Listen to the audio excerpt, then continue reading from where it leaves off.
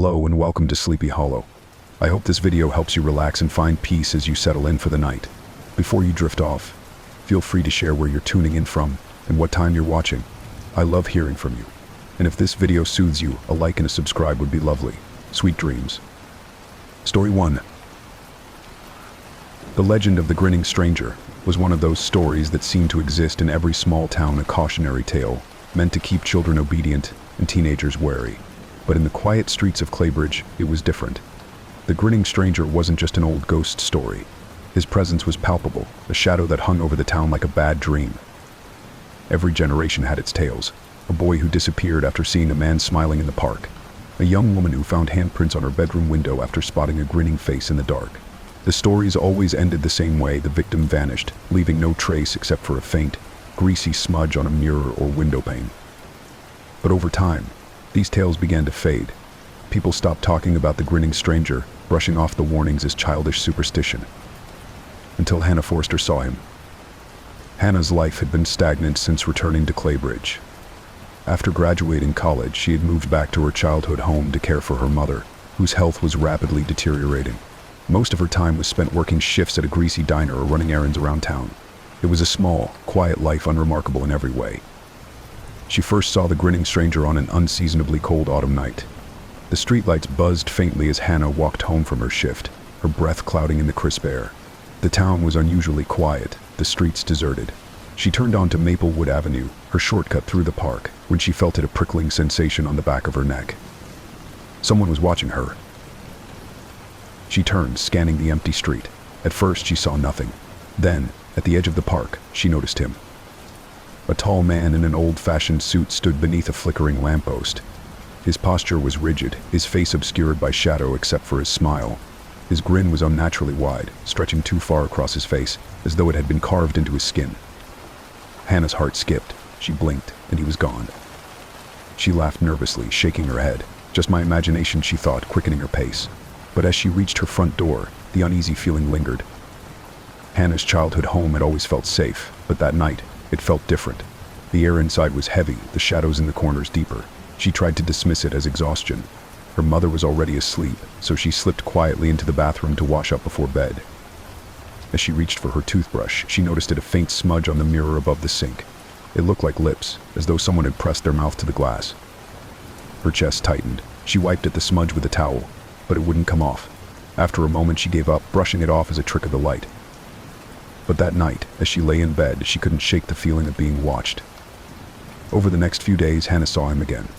At the diner, as she wiped down tables, she caught sight of his reflection in the glass door. He stood on the other side of the street, smiling, but when she turned to look, the street was empty. At home, she saw him in the window of her mother's room, his grin gleaming in the moonlight. She rushed outside, but no one was there. The appearances became more frequent. He was always in the periphery, always grinning. And then the laughter began, soft, distant chuckles that echoed through the house at night. At first, she thought it was the sound of the wind, but it grew louder, more distinct, until she could hear it even during the day. Desperate, Hannah confided in her coworker Daniel, a local who had grown up hearing the town's stories.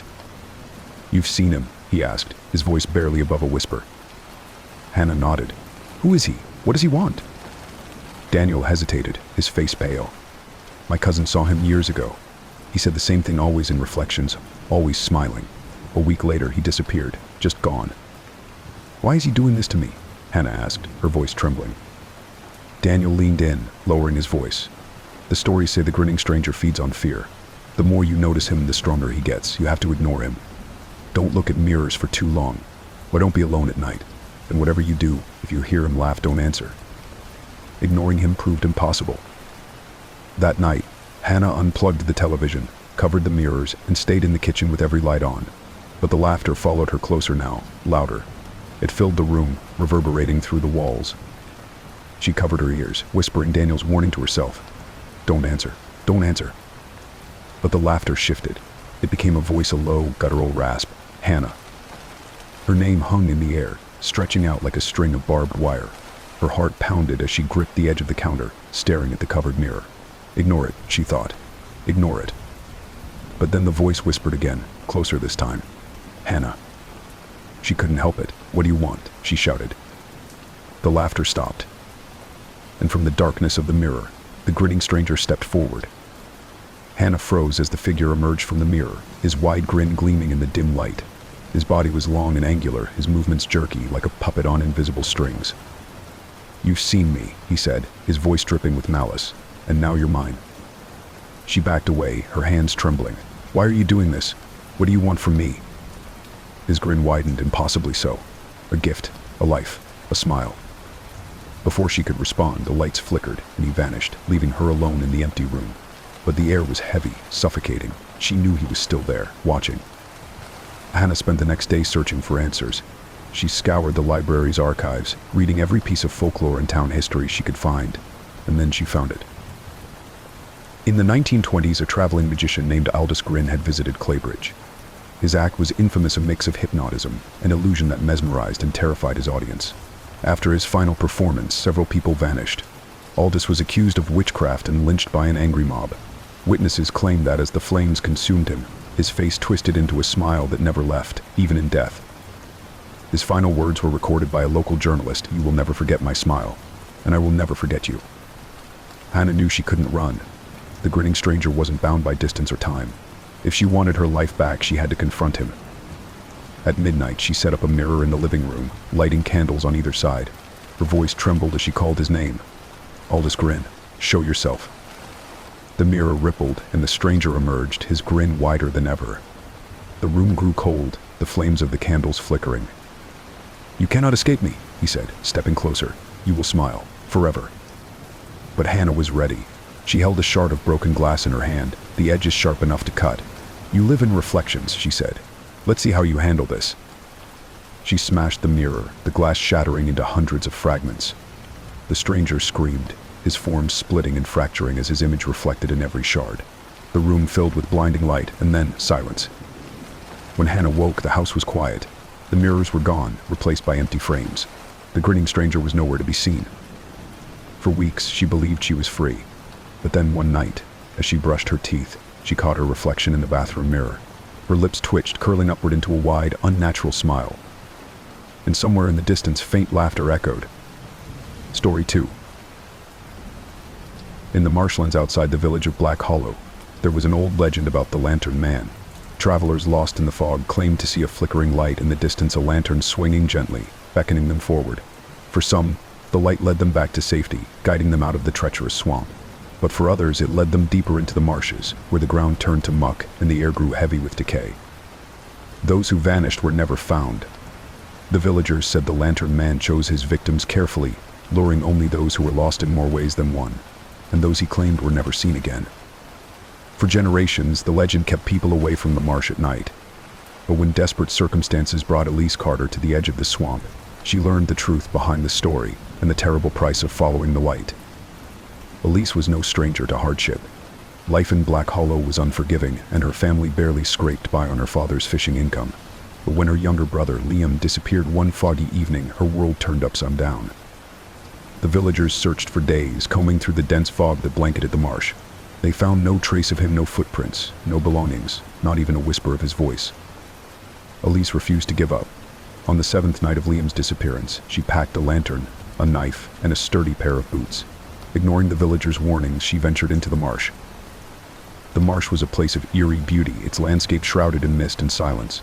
The air was thick with the scent of wet earth and rotting vegetation, and the only sounds were the occasional croaks of frogs and the distant rustle of reeds. Elise wandered for hours, her lantern casting a small circle of light around her. She called out Liam's name, her voice muffled by the fog. And then she saw it, a faint light flickering in the distance. Her heart leapt. "Liam," she shouted, running toward the glow. But as she drew closer, the light moved, retreating deeper into the swamp. It wasn't her brother. It was a lantern, an old, rusted thing that swung gently in the air, as though carried by an unseen hand. Elise stopped in her tracks, a chill running down her spine. She had heard the stories of the Lantern Man, but she had never believed them. Until now. Oh. The light beckoned, its flicker hypnotic. Elise hesitated, torn between fear and hope. What if the Lantern Man knew where Liam was? What if following the light was her only chance of finding him? "Who's there?" she called out, gripping her knife tightly. A figure emerged from the fog, tall and gaunt, cloaked in shadows. His face was obscured by the brim of a wide hat, and in his skeletal hand he held the lantern. Its light cast strange, shifting patterns on the ground, as though it were alive. The lantern man tilted his head, as if studying her. Then he turned and began walking away, the light swinging with his steps. Elise hesitated for only a moment before following him. The lantern man led her deeper into the swamp, where the fog grew thicker and the ground turned to muck. Roots jutted from the earth like skeletal fingers, and the air was heavy with the stench of decay. Elise struggled to keep up, her boots sinking into the mud with each step. The lantern man moved effortlessly, his lantern cutting through the mist like a beacon. Every so often he would glance back at her, his face still hidden in shadow. "Where are you taking me?" she demanded. "Do you know where Liam is?" He didn't answer, but the light grew brighter, its glow almost comforting. It seemed to promise answers, to pull her forward despite her fear. As they traveled, Elise began to notice things in the swamp, things that shouldn't have been there. Half submerged in the muck were bones, old and brittle, their shapes twisted and unnatural. Skulls stared up at her with empty sockets, their jaws open in silent screams.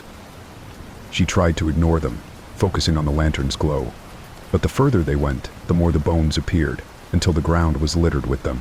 They crunched beneath her boots, brittle and hollow. "Who are they?" she whispered, her voice trembling. The lantern man stopped and turned to face her. For the first time, she caught a glimpse of his face, or what was left of it. His features were gaunt and sunken, his skin stretched tight over his bones. His eyes glowed faintly, like embers in a dying fire. "They were lost," he said, his voice a low, rasping whisper.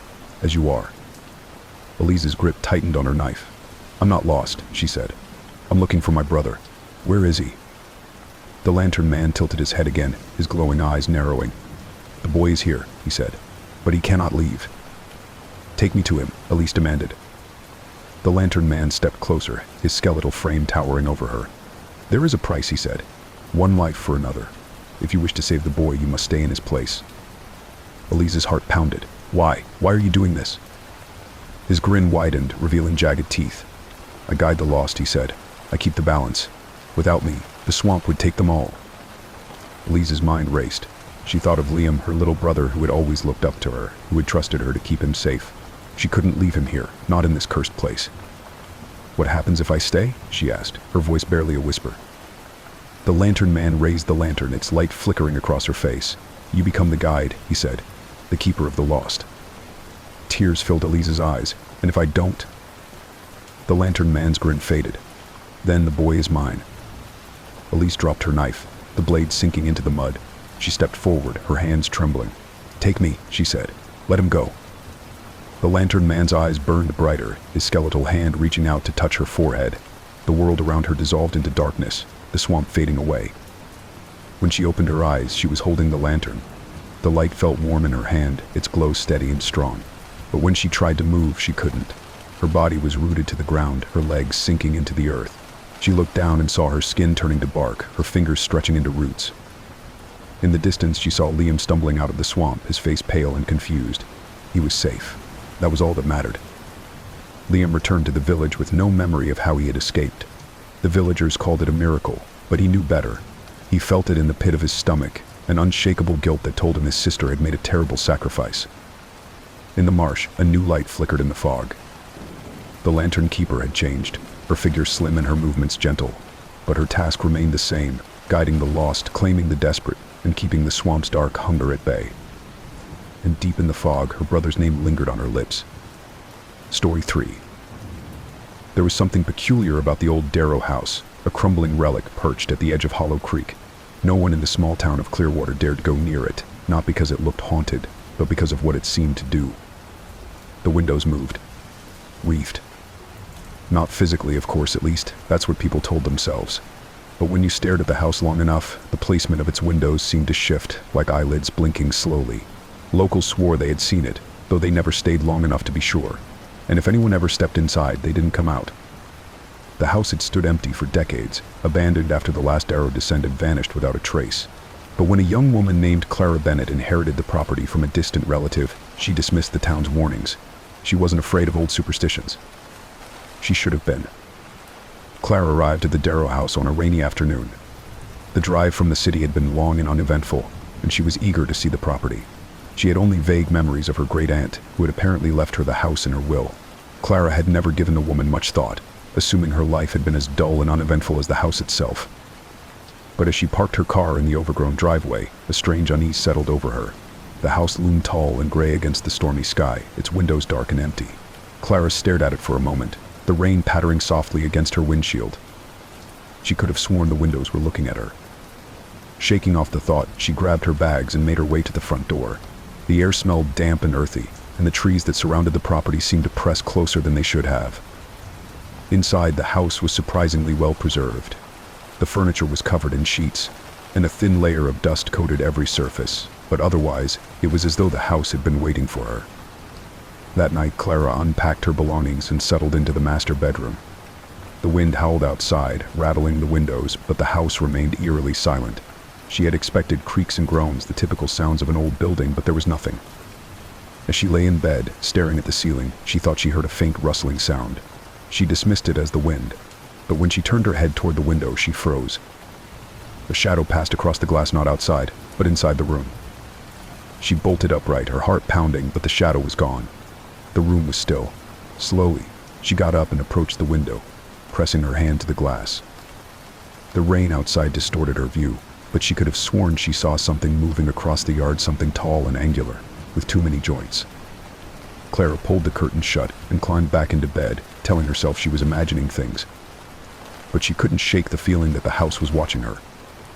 The next morning, Clara began to explore. The house was larger than she had expected, with winding hallways and rooms that seemed out of place. Some doors refused to open, their locks rusted shut, while others creaked open to reveal spaces that felt wrong. One room in particular caught her attention. At the end of a narrow corridor, hidden behind an ornate door, was what appeared to be a study.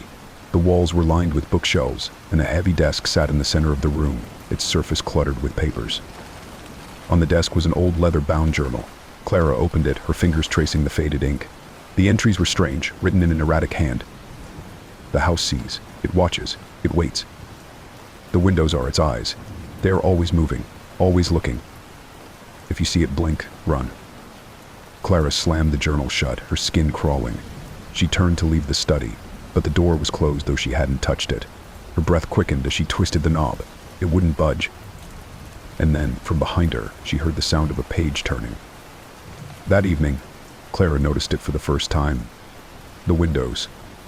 She had gone outside to inspect the property, hoping some fresh air would ease her growing anxiety. As she stood in the yard, looking up at the house, she saw them. The windows blinked, and they didn't shift like shutters or crack like old wood. They moved fluidly, like the blinking of an eye. One moment they were open, the next they were gone, replaced by smooth, featureless walls. When they reappeared, they seemed closer, as though the house were focusing on her. Clara stumbled back, her heart hammering. She ran inside, slamming the door behind her. The house groaned, its walls seeming to ripple in response. The windows in the living room shifted as she watched, their placement changing with each blink. She could no longer ignore the truth. The house was alive. Determined to leave, Clara packed her bags and headed for the front door. But when she opened it, she was greeted not by the overgrown yard, but by a long, dark hallway. Her stomach dropped. She slammed the door shut and opened it again. The hallway was still there, stretching endlessly into shadow. Frantic, Clara tried the back door, but it led to the same hallway. Every door she opened, every window she approached, revealed the same suffocating darkness. The house was rearranging itself, trapping her inside. She ran through the halls, shouting for help, but her voice was swallowed by the oppressive silence. When she turned a corner, she saw it, a room she didn't recognize. The door was ajar, and faint whispers drifted from within. Clara hesitated, but something compelled her to enter. The room was empty except for a single object in the center, a mirror. Its surface was cracked, and the frame was tarnished, but as Clara stepped closer, she saw something that made her blood run cold. The reflection wasn't hers. The mirror showed the room exactly as it was, but instead of her own image, the reflection showed an enormous, lidless eye. It blinked slowly, its pupil contracting as it focused on her.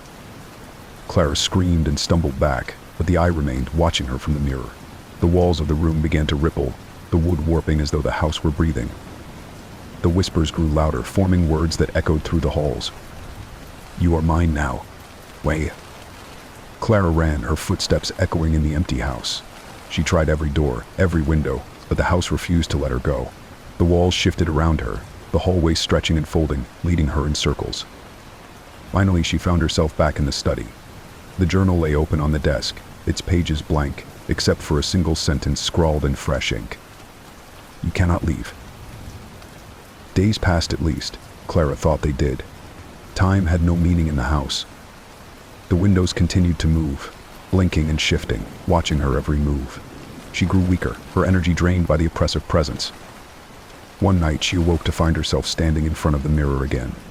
The eye stared at her, unblinking, as a voice echoed in her mind. "You are the watcher now." The mirror cracked, and Clara felt a searing pain in her chest. Her vision blurred, and when she looked down, she saw her reflection staring back at her from the glass.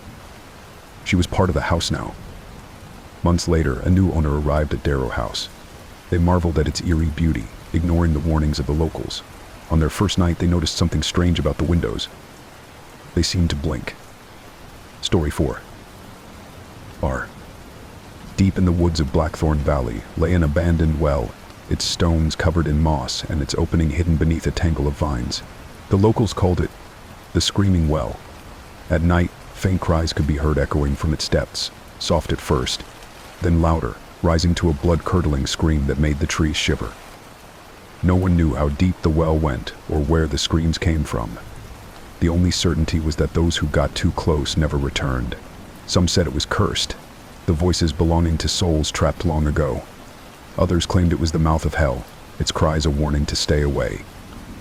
For decades, the well had been left undisturbed, until one autumn, when a group of friends ventured into the woods on a dare and awakened something that should have stayed buried. The small town of Blackthorn had few sources of entertainment for its teenagers. Most nights were spent at the diner or the abandoned railway tracks, telling ghost stories and daring each other to do something reckless. That's how the Screaming Well became the subject of the latest dare. "Let's see if it's real," Sam said, his grin mischievous. "Bet you're all too scared to go." "I'm not scared," Jake shot back, his pride on the line. "What about you, Lena?" Lena hesitated. She'd heard the stories about the well since she was a child, the strange cries, the disappearances. But she didn't want to seem weak. "Fine," she said, her voice steady. "Let's go." The group, Sam, Jake, Lena, and Sophie, grabbed flashlights and headed into the woods.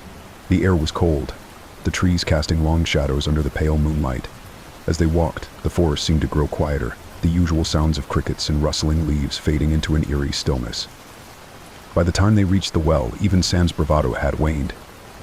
The well was more ominous than any of them had imagined. Its stones were slick with moss, and the air around it was damp and heavy. The opening yawned wide, a gaping maw that seemed to swallow light. Jake shone his flashlight down the well, but the beam disappeared into the blackness. "I can't see the bottom," he muttered. Lena stepped closer, peering into the darkness. "Do you hear that?" The group fell silent. At first, there was only the sound of their breathing, but then it came a faint whisper, barely audible. It sounded like a voice, pleading, though the words were too soft to understand. "Okay, that's creepy," Sophie said, backing away. "Let's go." But Sam wasn't ready to leave. "It's just the wind," he said, grabbing a small rock and dropping it into the well. They waited, straining to hear it hit the bottom. It didn't. Instead, the whisper grew louder, joined by others. The voices rose in a cacophony of cries, wails, and screams that seemed to echo from every direction. The ground beneath their feet trembled, and the air grew colder. "Run," Lena shouted, grabbing Sophie's arm. The group fled, the screams following them through the forest. They didn't stop until they were back at the edge of town, their lungs burning and their hearts racing. But they had made a mistake. The well wasn't just screaming anymore, it was calling. That night, Lena couldn't sleep. The cries from the well echoed in her mind, and every time she closed her eyes, she saw something in the darkness, twisted faces, their mouths wide with silent screams. When she woke in the early hours of the morning, her room was freezing. Her breath formed clouds in the air, and the window, though locked, was wide open. On the floor beneath it was a trail of wet footprints, leading from the window to her bed.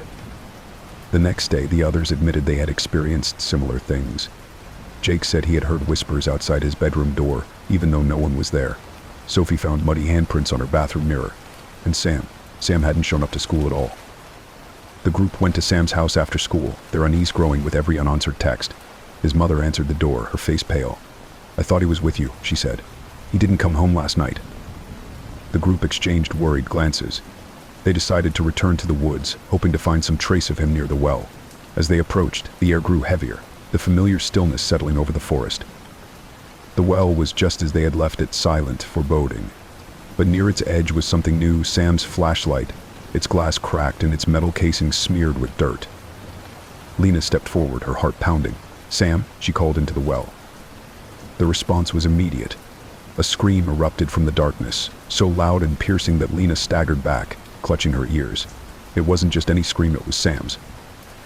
6. The descent. "We have to get him out," Jake said, his voice trembling. "He's down there." "Are you insane?" Sophie snapped. "We can't go in there. Look at what's happening." "We can't just leave him," Lena said, though fear gripped her. She grabbed a length of rope from Jake's backpack and tied it to a sturdy tree near the well. "I'll go down." Jake hesitated but nodded, helping her secure the rope. Sophie stayed back, her arms crossed tightly over her chest, tears streaming down her face. As Lena lowered herself into the well, the air grew colder, and the cries grew louder. The walls were damp and slick, and the darkness seemed to press against her, suffocating and unrelenting. "Sam," she called, her voice echoing into the void. "Are you there?" The voices answered not Sam, but dozens of others, all speaking at once. "He's here. Join us. Join us." At the bottom of the well, Lena found herself in a cavernous space, its walls pulsing with a faint, sickly light. The ground was wet, the air thick with the smell of decay. In the center of the chamber stood Sam. His back was to her, his body rigid. "Sam," she called, rushing toward him. He turned slowly, and Lena's breath caught in her throat. His eyes were wide and unseeing, his face pale and sunken. His mouth opened, but the scream that came out wasn't his, it was the well's. The walls of the chamber rippled, and shadows emerged, their forms shifting and amorphous. They moved toward Lena, their whispers growing louder. "Leave," she screamed, backing away. "Let him go." The shadows stopped, their voices merging into a single, chilling phrase, "Take his place." Lena understood what the well wanted. It didn't just claim people, it kept them, feeding on their fear and despair. If she left Sam, he would be trapped here forever, a part of the well's collection. Tears streaming down her face, she grabbed Sam's arm. "You're coming with me," she said, her voice trembling. The shadows surged forward, their forms wrapping around her like smoke. Pain shot through her body, cold and sharp, as the voices screamed in her ears. Summoning all her strength, she pushed Sam toward the rope. "Climb," she shouted. "Now." Sam hesitated, his eyes filled with confusion and fear, but he obeyed, his movements slow and unsteady. As he ascended, the shadows tightened their grip on Lena, pulling at her toward the walls. She closed her eyes, whispering a silent goodbye. Sam was found near the edge of the forest the next morning, disoriented and unable to remember how he got there. Jake and Sophie tried to explain what had happened, but the details were too horrifying to make sense. The screaming well went quiet after that night. The cries stopped, and the forest seemed to breathe a sigh of relief. But those who passed by swore they felt a presence near the well, a faint warmth, as though someone were standing there, watching. And late at night, if the wind was still, you could hear a single voice whispering from the depths. "Stay away." Story 5. The Whitmore Manor was the kind of house that seemed to be alive, its towering spires and darkened windows looming over the surrounding countryside like a silent sentinel. The mansion had been in the Whitmore family for centuries, passed down from one generation to the next, each adding its own layer of mystery and decay. But there was one constant about the house: the door on the third floor. A solid oak monstrosity, it stood at the end of a narrow hallway, its surface carved with intricate designs that seemed to shift under the flickering light of the chandeliers. No one had ever seen it open, not even the family members who lived there, and no one could say for certain what lay beyond it. The door had no keyhole, no visible hinges, just a faint hum barely perceptible that seemed to emanate from within. It was as though the door were waiting, holding its secrets close. When 23-year-old Charlotte Whitmore inherited the house after her estranged uncle's death, she didn't believe in its stories. She thought the locked door was nothing more than a relic of her family's eccentric past. But soon she would learn that some doors are locked for a reason. Charlotte arrived at Whitmore Manor on a crisp autumn afternoon. The house was larger than she remembered from her childhood visits, its looming silhouette casting long shadows across the overgrown grounds. She had spent most of her life avoiding this place, preferring the noise and bustle of the city to the isolation of her family's ancestral home. Now it was hers. The lawyer had called it a generous inheritance, but to Charlotte, it felt like a burden. The house was falling apart, and the few pieces of furniture that remained were covered in dust. Still, it was a chance to start fresh, and she was determined to make the most of it.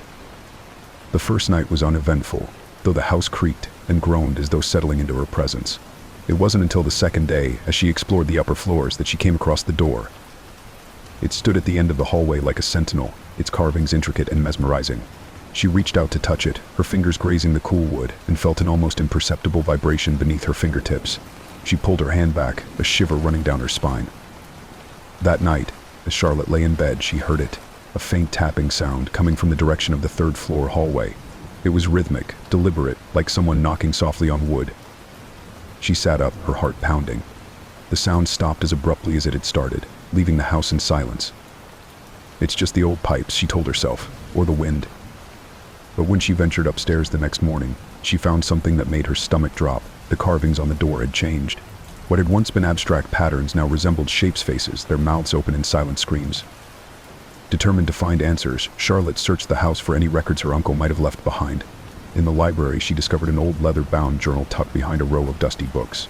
The handwriting was cramped and erratic, the ink smudged in places, but she recognized it as her uncle's. The entries were disturbing. The door speaks to me now. It calls my name in the night. I cannot sleep. I tried to open it once. I will never try again. I saw something behind the carvings today. They moved. They see me. The final entry was dated 2 weeks before his death. I cannot stay here any longer. The door will not let me leave. Charlotte slammed the journal shut, her breath shallow. She glanced at the doorway to the library, half expecting to see the door at the end of the hall. But it stayed hidden, biding its time. The following days were uneventful, though the door seemed to weigh on Charlotte's mind. She avoided the third floor, but no matter where she went in the house, she felt its presence. At night, the tapping sounds returned, louder now, and accompanied by faint whispers she couldn't understand. On the fourth morning, she ventured upstairs again, determined to confront her fear. But when she reached the door, she stopped short. The wood was scratched. Deep gouges ran across its surface, as though something with claws had tried to force its way out. The faces in the carvings had changed again, their expressions more desperate. One of the faces seemed to be looking directly at her. That night, Charlotte woke to the sound of her own name. It was faint at first, just a whisper on the edge of her consciousness. But as she sat up, the voice grew louder, clearer. Charlotte. She turned on the bedside lamp, her hands trembling. The room was empty, but the voice persisted, echoing through the walls. Come to me. She knew where it was coming from. Charlotte found herself standing in front of the door before she realized she had left her bed. The whispers were louder here, urgent and pleading. Her hand trembled as she reached out to touch the wood. The carvings moved. The faces writhed and twisted, their mouths opening and closing in silent screams. The door vibrated beneath her fingers, and with a groan it began to open. The air beyond the threshold was cold, colder than anything she had ever felt. The room on the other side was pitch black, its darkness so complete it seemed to swallow the light from the hallway. Charlotte, the voice called again, deeper now, almost reverent. She stepped inside. The door slammed shut behind her, plunging her into darkness. She fumbled for her phone, turning on the flashlight, and gasped. The room was massive, far larger than the dimensions of the house should have allowed. The walls were lined with mirrors, each one reflecting distorted images of her. But they weren't just reflections, they moved independently, their faces twisted in fear and pain. In the center of the room stood a pedestal. On it was a single object, a key. The voice spoke again, louder this time, coming from all directions. Free us. Charlotte hesitated, her gaze darting between the key and the mirrors. Who are you? She whispered. Take the key, the voice commanded. Set us free. Charlotte reached for the key, her fingers brushing its cold surface. As soon as she touched it, the mirrors shattered, their shards flying outward and dissolving into the air. The room began to tremble, the darkness pulsing like a living thing. The faces in the carvings on the door reappeared, larger now, their mouths stretching impossibly wide. Thank you, the voice said, its tone shifting to something darker, more sinister. You have freed us. Charlotte tried to run, but the room twisted around her, its dimensions folding and stretching. The key burned in her hand, its heat searing her skin. You will take our place, the voice said, and the darkness consumed her. When the townspeople finally mustered the courage to check on Whitmore Manor, they found it empty. The house was silent, its rooms undisturbed. But on the third floor, the door at the end of the hall stood open, revealing only darkness. And if you stood close enough, you could hear a voice whispering from within. Come to me. Story 6. 6. Deep in the mountains of Grey Hollow, there was a forest no one entered willingly. It was known simply as the Forest of Faces. Stories about the woods went back centuries, stories of hunters who disappeared, hikers who turned up babbling about being watched, and children who wandered too close to the edge and were never seen again. The forest's name came from the peculiar markings on its trees. They bore knots and scars that resembled human faces, eyes wide with terror, mouths open in silent screams. Some swore the faces moved when no one was looking. Others said they whispered. Most avoided the forest entirely, but when a group of campers got lost on their way to the nearby lake, they had no choice but to venture into the woods. They didn't realize they had entered the Forest of Faces until it was too late. The camping trip had started as a much-needed escape for Mia, Dylan, Sophia, and Eric. 4 friends, tired of their daily routines, decided to spend a weekend reconnecting with nature. Armed with maps, supplies, and plenty of enthusiasm, they set off into the mountains. The first day was uneventful, filled with laughter and the promise of adventure. But by the second evening, they realized they were lost. Their map was useless, the trails had vanished, and the sun was sinking fast. "We're not far from the lake," Dylan said, trying to sound confident. "If we cut through this forest, we'll save time." Mia hesitated, looking at the dense line of trees ahead. Something about them felt wrong. The air around the forest was colder, and the shadows beneath the trees seemed to shift unnaturally. "Maybe we should turn back," she said. "We don't have enough daylight for that," Sophia argued. "It's just trees. We'll be fine." Reluctantly, Mia followed the group into the woods. The forest was unlike anything they had seen before. The trees were ancient and twisted, their branches arching overhead to form a dark canopy. The air was heavy, the ground soft and uneven. It wasn't long before Sophia noticed the first face. "Guys," she said, stopping abruptly, "look at this." The others gathered around the tree she was pointing to. At first glance, it was just a knot in the bark, but the longer they stared, the more it resembled a human face, its features frozen in an expression of anguish. "That's creepy," Dylan said, stepping back. "It's just a tree, though. Let's keep moving." But as they walked, they began to notice more of them. Faces appeared on nearly every tree, their expressions growing more detailed and lifelike. Some seemed to be watching them, their eyes following the group as they passed. The air grew colder, and the forest became eerily quiet. No birds sang, no insects chirped. It was as though the woods were holding their breath. By nightfall, the group was hopelessly lost. They pitched their tents in a small clearing, the faces on the surrounding trees illuminated by the flickering glow of their campfire. "I don't like this," Mia said, her voice trembling. "It feels like we're being watched." "Don't start," Dylan muttered, poking at the fire with a stick. "We're all tired, and these stupid trees are getting in our heads. We'll find the lake in the morning." But Mia wasn't imagining things. As the fire burned lower, she began to hear faint whispers. At first, they were too soft to make out, but soon they grew louder. "Help us." The voice was weak, trembling as though it had traveled a great distance. Mia froze, her heart pounding. She turned to the others, but they were already asleep. The whispers grew louder, more insistent. "Don't leave us, we're trapped." Mia looked toward the trees. The faces seemed closer now, their features twisted in terror. She squeezed her eyes shut, willing herself to ignore the voices. Eventually they faded, leaving her in uneasy silence. The next morning, the group awoke to find Eric missing. His sleeping bag was empty, his belongings untouched. The others searched the clearing, calling his name, but there was no sign of him. The forest was silent, as though it had swallowed him whole. "This doesn't make sense," Dylan said, pacing nervously. "He wouldn't just wander off." Mia pointed to the trees. "Look." One of the faces on a nearby tree looked disturbingly familiar. It was Eric. His mouth was open in a silent scream, his eyes wide with terror. "No," Sophia whispered, stepping back. "That's not possible." Before they could process what they were seeing, a low groan echoed through the forest. The trees creaked and shifted, their branches swaying though there was no wind. "We need to get out of here," Mia said. As the group tried to retrace their steps, the forest seemed to change around them. Paths that had been there moments ago vanished, replaced by dense thickets. Trees moved subtly, blocking their way or steering them deeper into the woods. The faces grew more numerous, their expressions more anguished. Some seemed to whisper as the group passed, their voices faint but unmistakable. "Well, don't look at them," Mia said, her voice shaking. "Just keep moving." But Sophia couldn't help herself. She turned to one of the trees, her eyes locking with a face that seemed to plead with her. A single tear rolled down the face's bark. "Do you see that?" she whispered. Before anyone could stop her, she reached out to touch it. The moment her fingers brushed the bark, the ground beneath her shifted. With a scream, she sank into the earth, her body disappearing into the roots of the tree. The face on the tree shifted, taking on her likeness. Mia and Dylan were the only ones left. Exhausted and terrified, they stumbled into a clearing where a massive tree stood at its center.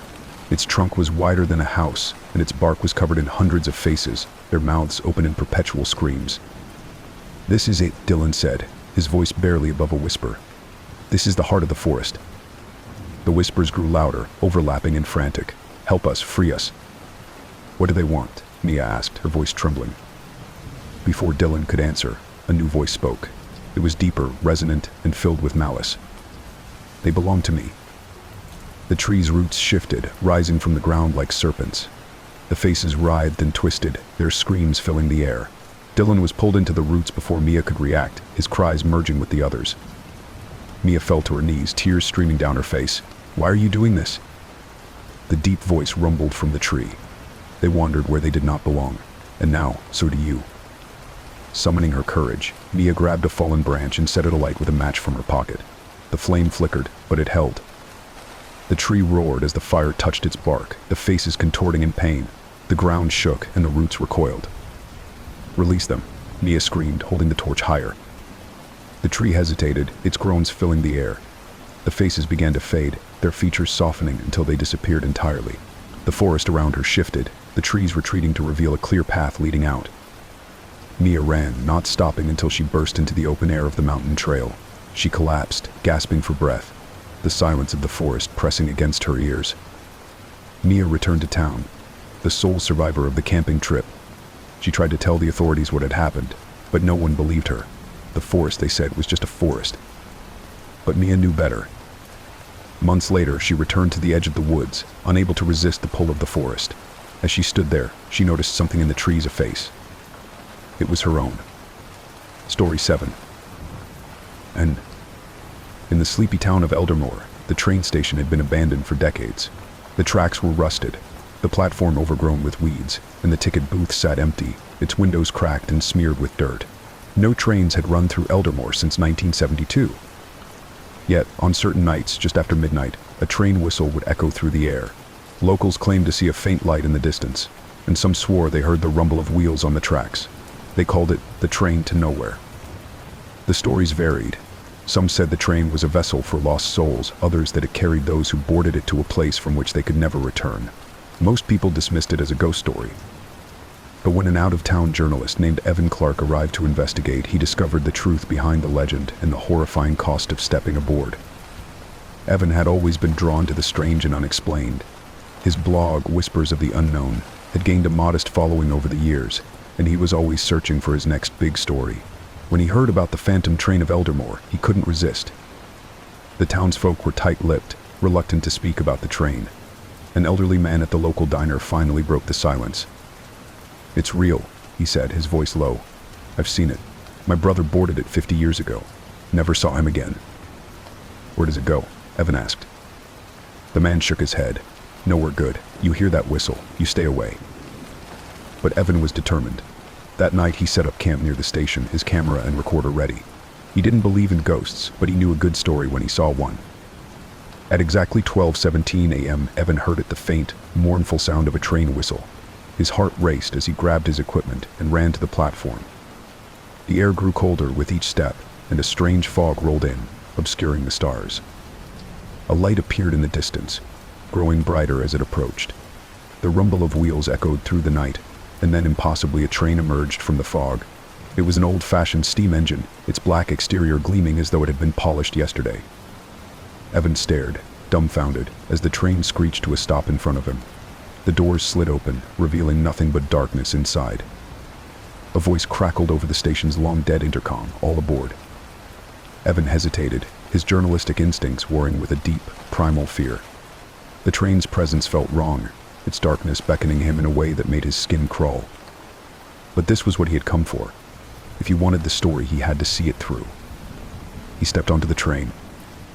The moment his foot crossed the threshold, the doors slammed shut behind him. The lights on the platform flickered and went out, plunging the station into darkness. The train lurched forward, and Evan realized he might have made a terrible mistake. The train car was empty at first, its interior dimly lit by flickering gas lamps. The seats were old and worn, the air heavy with the scent of smoke and decay. Evan walked down the aisle, his footsteps echoing in the silence. As he approached the next car, he heard faint whispers, voices murmuring just out of reach. When he slid the door open, he froze. The car was filled with passengers, but they weren't alive. Their bodies were pale and gaunt, their eyes hollow and lifeless. Some wore tattered clothes from decades past, while others looked more modern. They sat motionless, their heads bowed, as though waiting for something. One of them turned to look at Evan, its mouth opening in a silent scream. Panicking, Evan stumbled back into the first car. The train felt colder now, the air sharp and biting. He heard footsteps approaching and turned to see a figure coming toward him. The conductor. The man was tall and thin, dressed in an old-fashioned uniform. His face was obscured by shadows, but his eyes gleamed like burning coals. "Ticket, please," the conductor said, his voice a low rumble. I don't have one," Evan stammered. The conductor tilted his head, his lips curling into a chilling smile. "No ticket," he said. "Then you'll need to pay another way." Before Evan could respond, the conductor reached out, his bony fingers brushing against Evan's chest. A wave of cold shot through him, and he collapsed to the floor. When Evan woke, he was sitting in one of the passenger seats, his head pounding. The train was moving faster now, the landscape outside a blur of shadows and fog. Across from him sat a woman, her face pale and lined with age. She looked at him with a mixture of pity and fear. "Where are we going?" Evan asked. She shook her head. "Nowhere. Everywhere. This train doesn't stop." "Why are you here?" "Are you here?" She lowered her gaze. "I made a choice, just like you did." The whispers grew louder, echoing through the car. Evan realized they weren't just random noises, they were voices, each one a fragment of the lives the train had claimed. "They're us," the woman said. "Pieces of who we were. The train takes them bit by bit until there's nothing left." Evan refused to accept his fate. He needed to find a way off the train. He moved through the cars, searching for anything that might help him. The passengers remained motionless, their empty eyes following him as he passed. In the last car, he found a rusted emergency brake. Grabbing hold of it, he pulled with all his strength. The train shuddered, the wheels screeching against the tracks. The conductor appeared in the doorway, his expression unreadable. "You can't leave," he said. "Once you board, the train keeps you." "Watch me," Evan snapped, yanking the brake harder. The train screamed, the sound almost human, as it began to slow. The lights flickered, and the passengers rose from their seats, their movements jerky and unnatural. The train came to a halt, the doors sliding open to reveal the same foggy platform where Evan had boarded. Without hesitation, he ran, the voices of the passengers echoing behind him. "Stay with us, don't leave." He burst through the fog and stumbled onto solid ground. Turning back, he saw the train begin to move again, its passengers staring at him through the windows. The conductor stood at the rear, his fiery eyes locked on Evan. "Until next time," the conductor said, tipping his hat. The train vanished into the fog, leaving Evan alone on the empty platform. Evan returned to Eldermore, but he was never the same. He stopped writing, his once curious mind consumed by nightmares of the train and its haunting passengers. But the train wasn't done with him. Late at night, he would hear the whistle, faint but unmistakable. The lights would flicker, and he would feel the cold touch of the conductor's hand on his chest. And every time, the train whispered to him, "All aboard." Story 8. Lake Avershadow was a place of serene beauty. Surrounded by tall pines and hidden deep in the countryside, its glassy surface reflected the sky so perfectly that locals joked it could trap a person's soul in its depths. But the lake had a darker reputation. People whispered that if you stayed too long by its shore, you could hear voices, faint, ghostly whispers carried on the wind. Some said the voices belonged to those who had drowned in the lake. Others that the lake itself was alive, luring people to their doom. No one stayed after dark. When a group of 4 college friends, Claire, Ben, Jesse, and Logan, decided to camp by the lake for a weekend, they dismissed the warnings as superstition. They came seeking adventure, but what they found was something far more terrifying. Claire was the one who suggested the trip. After weeks of grueling exams, she thought a weekend at the lake would be the perfect escape. The group packed their tents, food, and supplies, arriving just before sunset on a warm Friday evening. The lake was as beautiful as the photos online had promised. The water was still, the pines cast long shadows on the shore, and the air was cool and crisp. "This is perfect," Jessie said, setting her bag down. "Way better than studying." Logan smirked. "Let's just hope the lake doesn't eat us." Ben laughed. "Don't start with that creepy stuff. This place is awesome." They set up camp near the water, their laughter echoing across the lake. As night fell, a cool mist began to roll in, and the first whispers drifted across the water. The group gathered around the campfire, roasting marshmallows and telling stories. Logan, ever the prankster, started recounting the legends of Lake Evershadow. "They say the lake whispers to you," he said, his voice low and dramatic. "If you hear your name, it means the lake wants you." Claire rolled her eyes. "You're ridiculous." "Seriously," Logan continued, "people disappear here. They hear the whispers and then poof. Or they just drown," Ben said, shaking his head. "It's a lake. That happens." But as the fire burned lower, the group fell silent. The mist thickened, and the faint sound of whispers began to rise. At first, it sounded like the wind rustling through the trees, but as Claire listened more closely, she realized the voices were speaking. "Come closer," they murmured. "Come to us." The next morning, Claire woke to find Jessie standing by the shore, staring out at the water. "Jess," Claire called, rubbing her eyes. "What are you doing?" Jessie didn't respond. Her eyes were fixed on the lake, her body unnaturally still. Claire hurried over, shaking her shoulder. "Jess, are you okay?" Jessie blinked, as if waking from a trance. I thought I heard something," she said, her voice distant. "It sounded like my mom." Claire frowned. "Your mom? Jess, she's back home." Jessie shook her head, rubbing her temples. "Yeah, I know. It was just weird." They returned to the camp, but Claire couldn't shake the unease settling in her stomach. As the day wore on, the whispers grew louder. The group tried to ignore them, brushing them off as echoes or tricks of the wind. But by the second evening, the voices were unmistakable. They didn't just murmur, they called. "Ben," a voice whispered, soft and melodic. "Come to me." Ben froze, the blood draining from his face. "Did you hear that?" "Hear what?" Logan asked, frowning. "It said my name," Ben whispered, his voice trembling. "It's coming from the lake." Jessie stepped back, her hands shaking. "I heard it too, earlier today." The group fell silent, the weight of the voices pressing down on them. The lake seemed darker now, its surface unnervingly still. That night, Ben disappeared. Claire woke to the sound of splashing and rushed out of her tent to find the camp in chaos. Jessie and Logan were standing by the shore, shouting Ben's name. "He went into the water," Logan said, panic in his eyes. "I tried to stop him, but he said he had to go. He said he hurt his sister." "He doesn't have a sister," Claire whispered, her blood running cold. They searched the shore, their flashlights cutting through the mist, but there was no sign of him. The whispers seemed louder now, their voices mocking and taunting. "He's ours," they said. "You'll be next." Desperate for answers, Claire and Logan explored the woods around the lake the next day while Jessie stayed behind, too shaken to move. They found an old, crumbling boathouse hidden among the trees. Inside, they discovered a dusty ledger filled with names. "Look at this," Logan said, flipping through the pages. "These are dates, and these are names of people who've disappeared."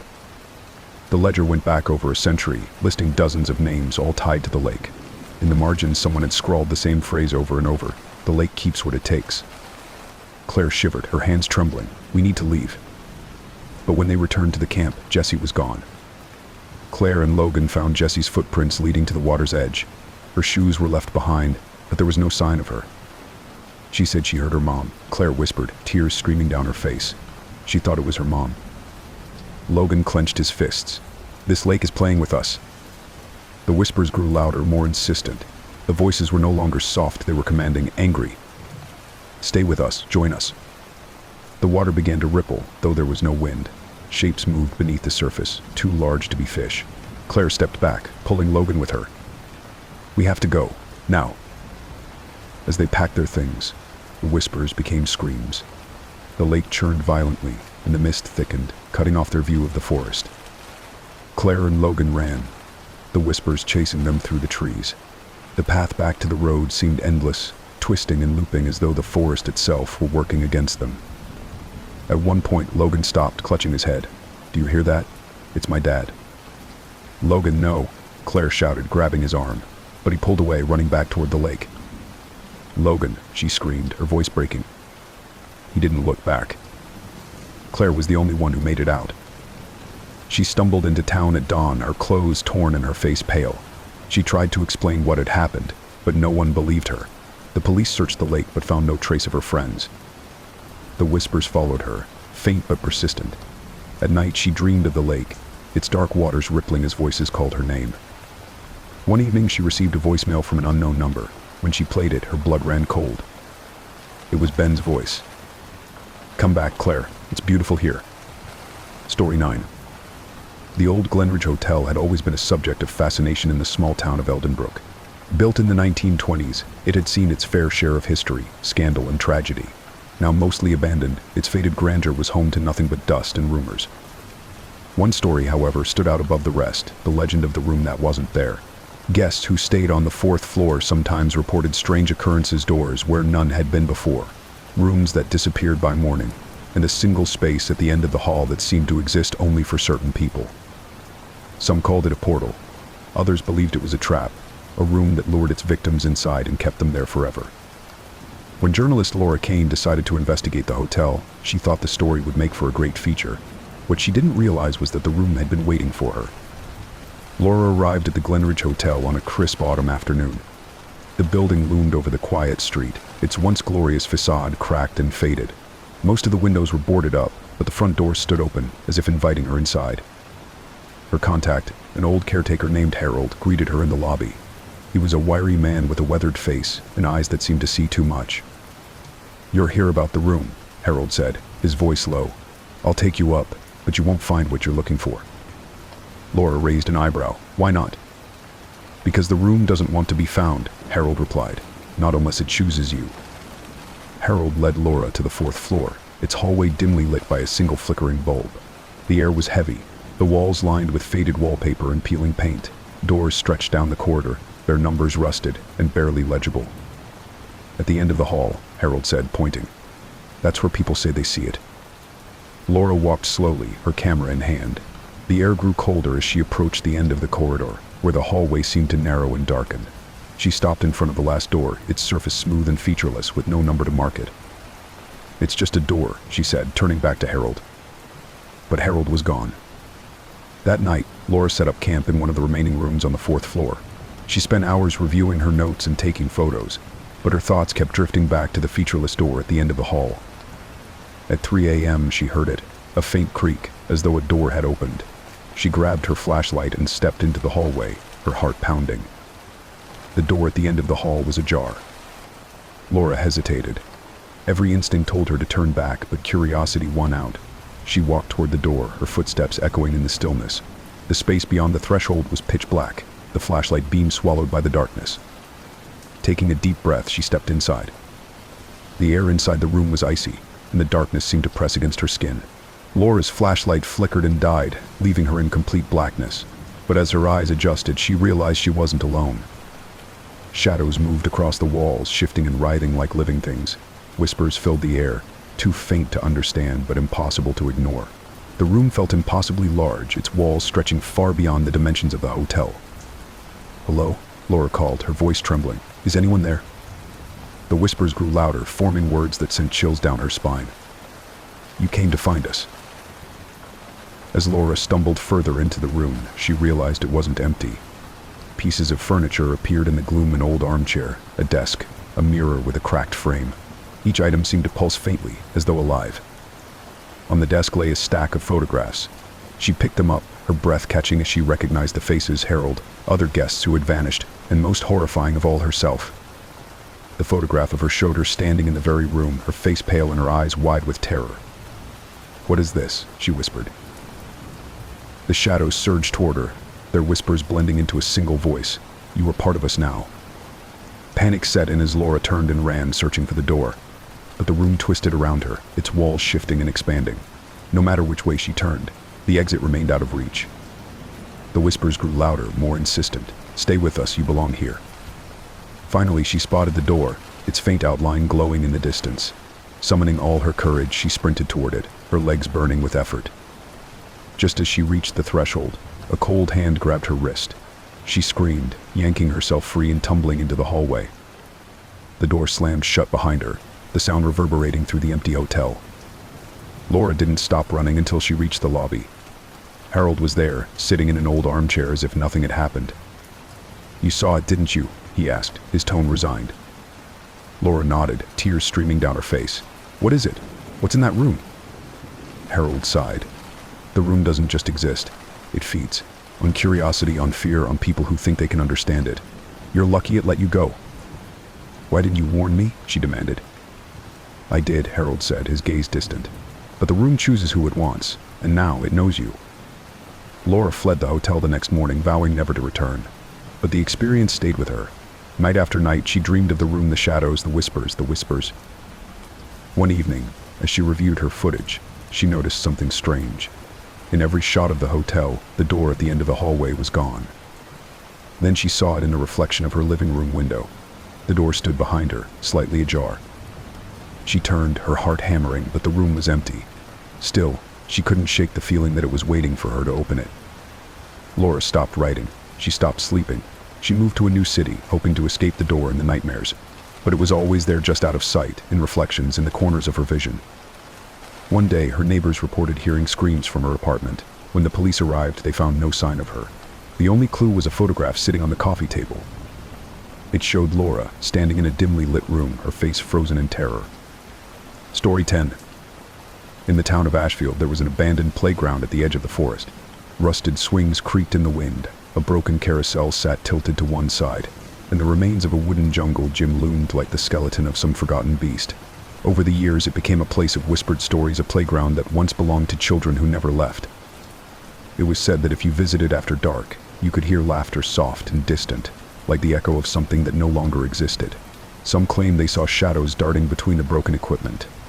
Others spoke of a swing that moved on its own, as though an invisible child were playing. When a group of teenagers dared to visit the playground one cold October night, they thought it would be just another harmless adventure. They couldn't have been more wrong. The group, Mia, Tyler, Grace, and Owen, were restless after a long week of school. Halloween was just around the corner, and they were looking for a thrill. When Owen suggested visiting the playground, the others hesitated. "People say it's haunted," Grace said, crossing her arms. "Do we really want to mess with that?" Tyler smirked. "Come on, it's just a bunch of old swings. What's the worst that could happen?" Mia, the quietest of the group, finally spoke up. "Let's go. If it's nothing, we'll laugh about it. If it's something, at least we'll have a story to tell." The decision was made, and they set out just after sunset, armed with flashlights and nervous excitement. The playground was even more unsettling than they had imagined. The moon cast long shadows across the cracked asphalt, and the equipment seemed to loom taller in the dark. The wind whistled through the hollow tubes of the jungle gym, creating an eerie, otherworldly sound. "Okay, we're here," Grace said, her voice tight. "Now what?" "Let's explore," Owen said, grinning as he climbed onto the broken carousel. It groaned under his weight, the rusted metal screeching as it turned. Tyler wandered toward the swings, giving one a push. It creaked loudly, swinging back and forth on its own. Mia stayed near the entrance, her flashlight sweeping over the ground. She thought she saw something move, a shadow darting across the playground, but when she turned, there was nothing there. The first sound came from the swings. It was faint at first, almost imperceptible, a giggle carried on the wind. Tyler froze, his hand still resting on the chain of the swing. "Did you hear that?" he asked, his voice trembling. "Hear what?" Owen called from the carousel. Mia and Grace exchanged uneasy glances. Then the giggle came again, louder this time. It was joined by another, and another, until the air was filled with the sound of children laughing. The group huddled together, their flashlights darting across the playground. The laughter seemed to come from everywhere, and nowhere at once. "This isn't funny," Grace said, her voice shaking. "Who's there?" The only response was the creak of the swings and the faint hum of the wind. As the laughter grew louder, shadows began to appear. At first they were faint, just flickers at the edges of the teenagers' vision. But soon they became clearer, small figures darting between the equipment, their forms indistinct but unmistakably childlike. Mia's flashlight landed on one of the shadows, and for a brief moment it froze. Its face was pale and featureless, its head tilted as though studying her. Then it vanished, melting into the darkness. "What was that?" she whispered, backing away. Owen grabbed her arm. "We need to go, now." But when they turned to leave, the path back to the street was gone. The playground seemed to have shifted, its edges blending into the surrounding darkness. A voice echoed through the air, soft and sing-song. "Do you want to play?" The teenagers froze, their breath catching in their throats. The voice was high-pitched, childish, but there was something wrong about it, something cold and unnatural. "No," Tyler said, his voice breaking. "We don't want to play." The laughter stopped. The silence that followed was worse than the noise. Then, one by one, the pieces of equipment began to move. The carousel spun slowly on its own. The swings creaked as though occupied, and the seesaw rocked back and forth. Shadows circled the group, their movements quick and jerky. "You have to play," the voice said, louder now. "It's the rules." The group was separated as the shadows closed in. Owen found himself on the jungle gym, its metal bars cold and slick beneath his hands. He felt something brush against his leg, small, clammy fingers, but when he looked down, there was nothing there. Grace was drawn toward the swings, her body moving as though compelled by an unseen force. She sat down on one, the chains groaning under her weight. The swing began to move on its own, higher and higher, until she was clinging to the chains in terror. Mia and Tyler clung to each other near the entrance, their flashlights flickering. "What do they want?" Mia whispered, her voice trembling. "They want us to play," Tyler said, his face pale, "but I don't think they'll let us leave." The shadows grew more distinct, their faces emerging from the darkness. They were children, but their features were twisted, eyes too large, mouths stretched into wide, unnatural grins. "You have to play with us," one of them said, stepping closer. Its voice was hollow, echoing like a voice carried through a tunnel. "What kind of game?" Mia asked, her voice shaking.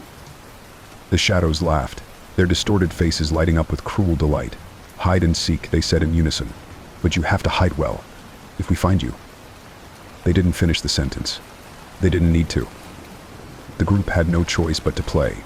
They scattered across the playground, their hearts pounding as they searched for hiding spots. Mia crouched behind the jungle gym, her flashlight clutched tightly in her hands. The shadows began to count, their voices blending into a haunting chorus. 1, 2, 3. Mia heard a scream in the distance, Tyler's voice cut off abruptly.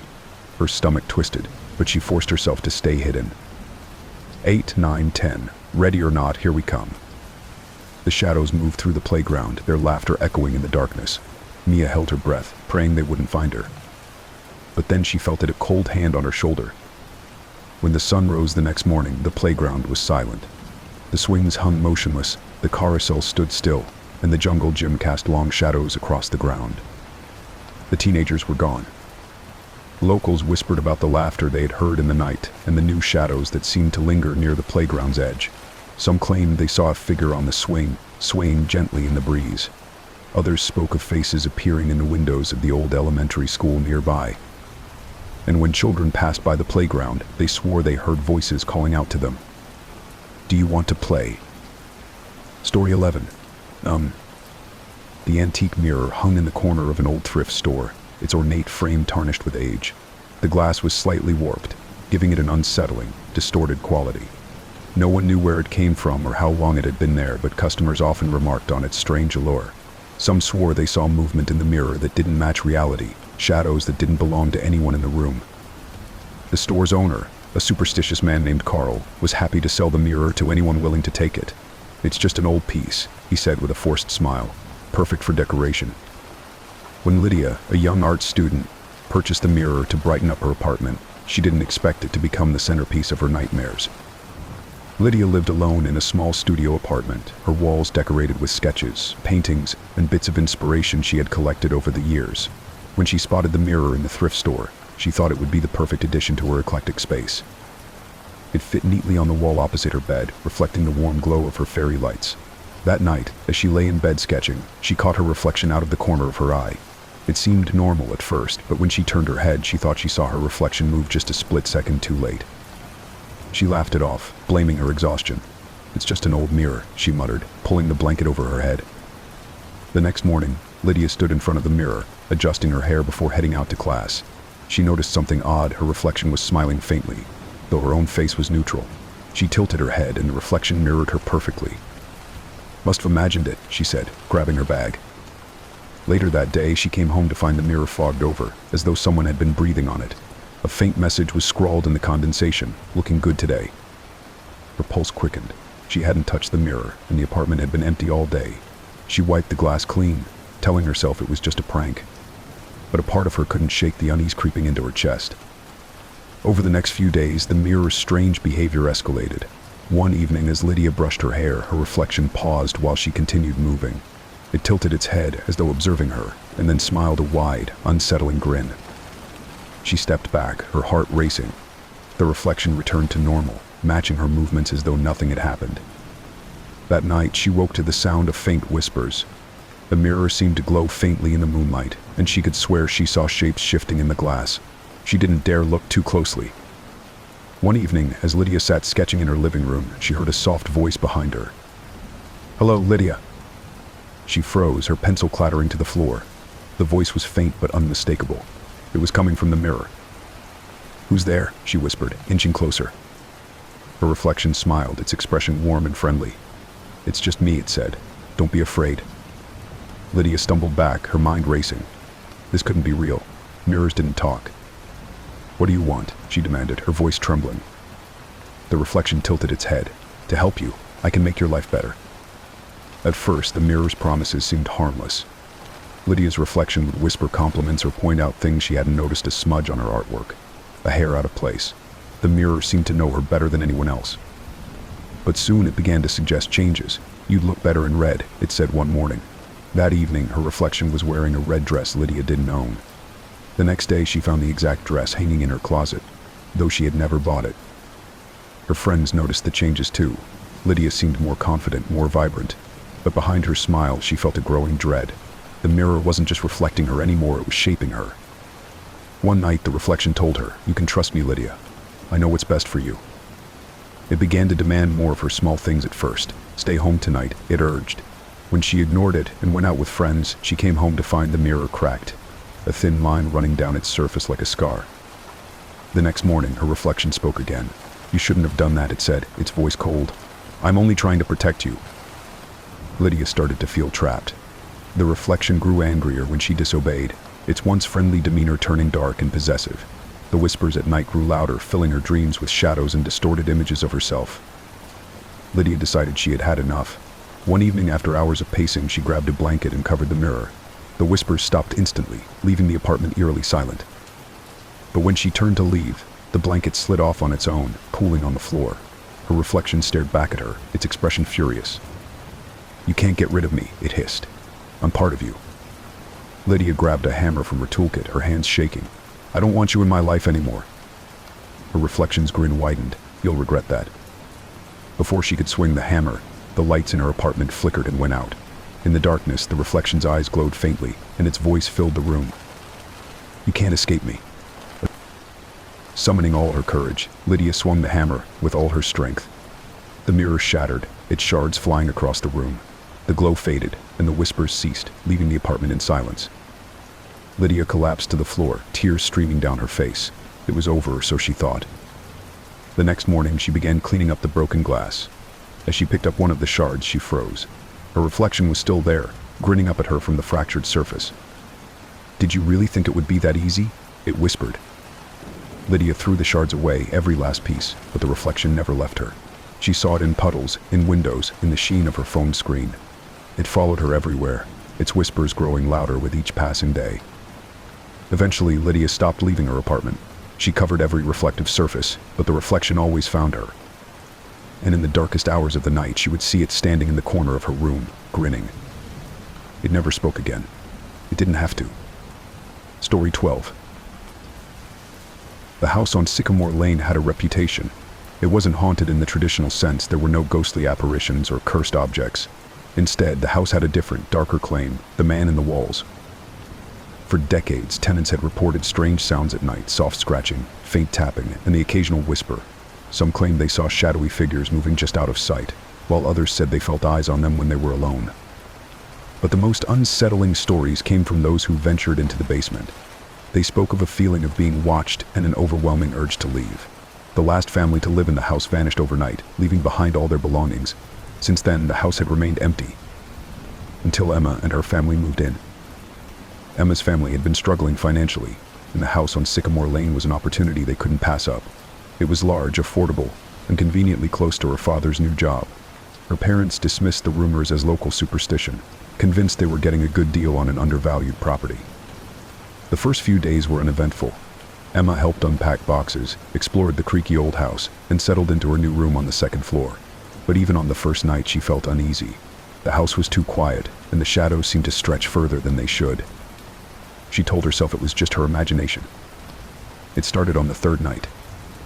Emma woke to a faint scratching sound coming from the wall behind her bed. At first, she thought it was a mouse, but as she lay there, listening, the sound grew louder and more deliberate, like fingernails dragging across wood. She turned on the bedside lamp and pressed her ear to the wall. The scratching stopped. The next morning, she told her parents, but they dismissed it as nothing. "Old houses make noises," her dad said, ruffling her hair. "It's probably just the pipes." But Emma wasn't convinced. A few nights later, the scratching returned. This time, it was accompanied by something else, a faint whisper, just barely audible. Emma sat up in bed, her heart racing. Story 13. In an unassuming antique shop nestled on the outskirts of a bustling city, there sat in an ornate grandfather clock. Its mahogany wood gleamed, and its pendulum swung in a slow, hypnotic rhythm. The clock bore no maker's mark, but its craftsmanship was flawless, its face adorned with intricate golden patterns. But this clock wasn't ordinary. Those who owned it claimed it was cursed. It didn't keep time like other clocks. Instead, its hands moved unpredictably, sometimes speeding up, sometimes slowing down. And on rare occasions, it began to count down, marking a time that no one understood until it was too late. When Jack Emerson, a struggling writer, purchased the clock on impulse, he thought it would inspire him. Instead, it became the centerpiece of his unraveling life. Jack stumbled across the antique shop on a rainy afternoon, his mood as dreary as the weather. His latest manuscript had been rejected, his bills were piling up, and his creativity felt as empty as his wallet. The shop was dimly lit, cluttered with oddities and trinkets from another era. The clock caught his eye immediately, its polished surface gleaming even in the dim light. "How much for the clock?" Jack asked the shopkeeper, a wiry old man with piercing eyes. The shopkeeper hesitated. "That clock isn't for everyone," he said. "It has peculiarities." Jack scoffed. "It's just a clock. How much?" The old man sighed. $50. "But don't say I didn't warn you."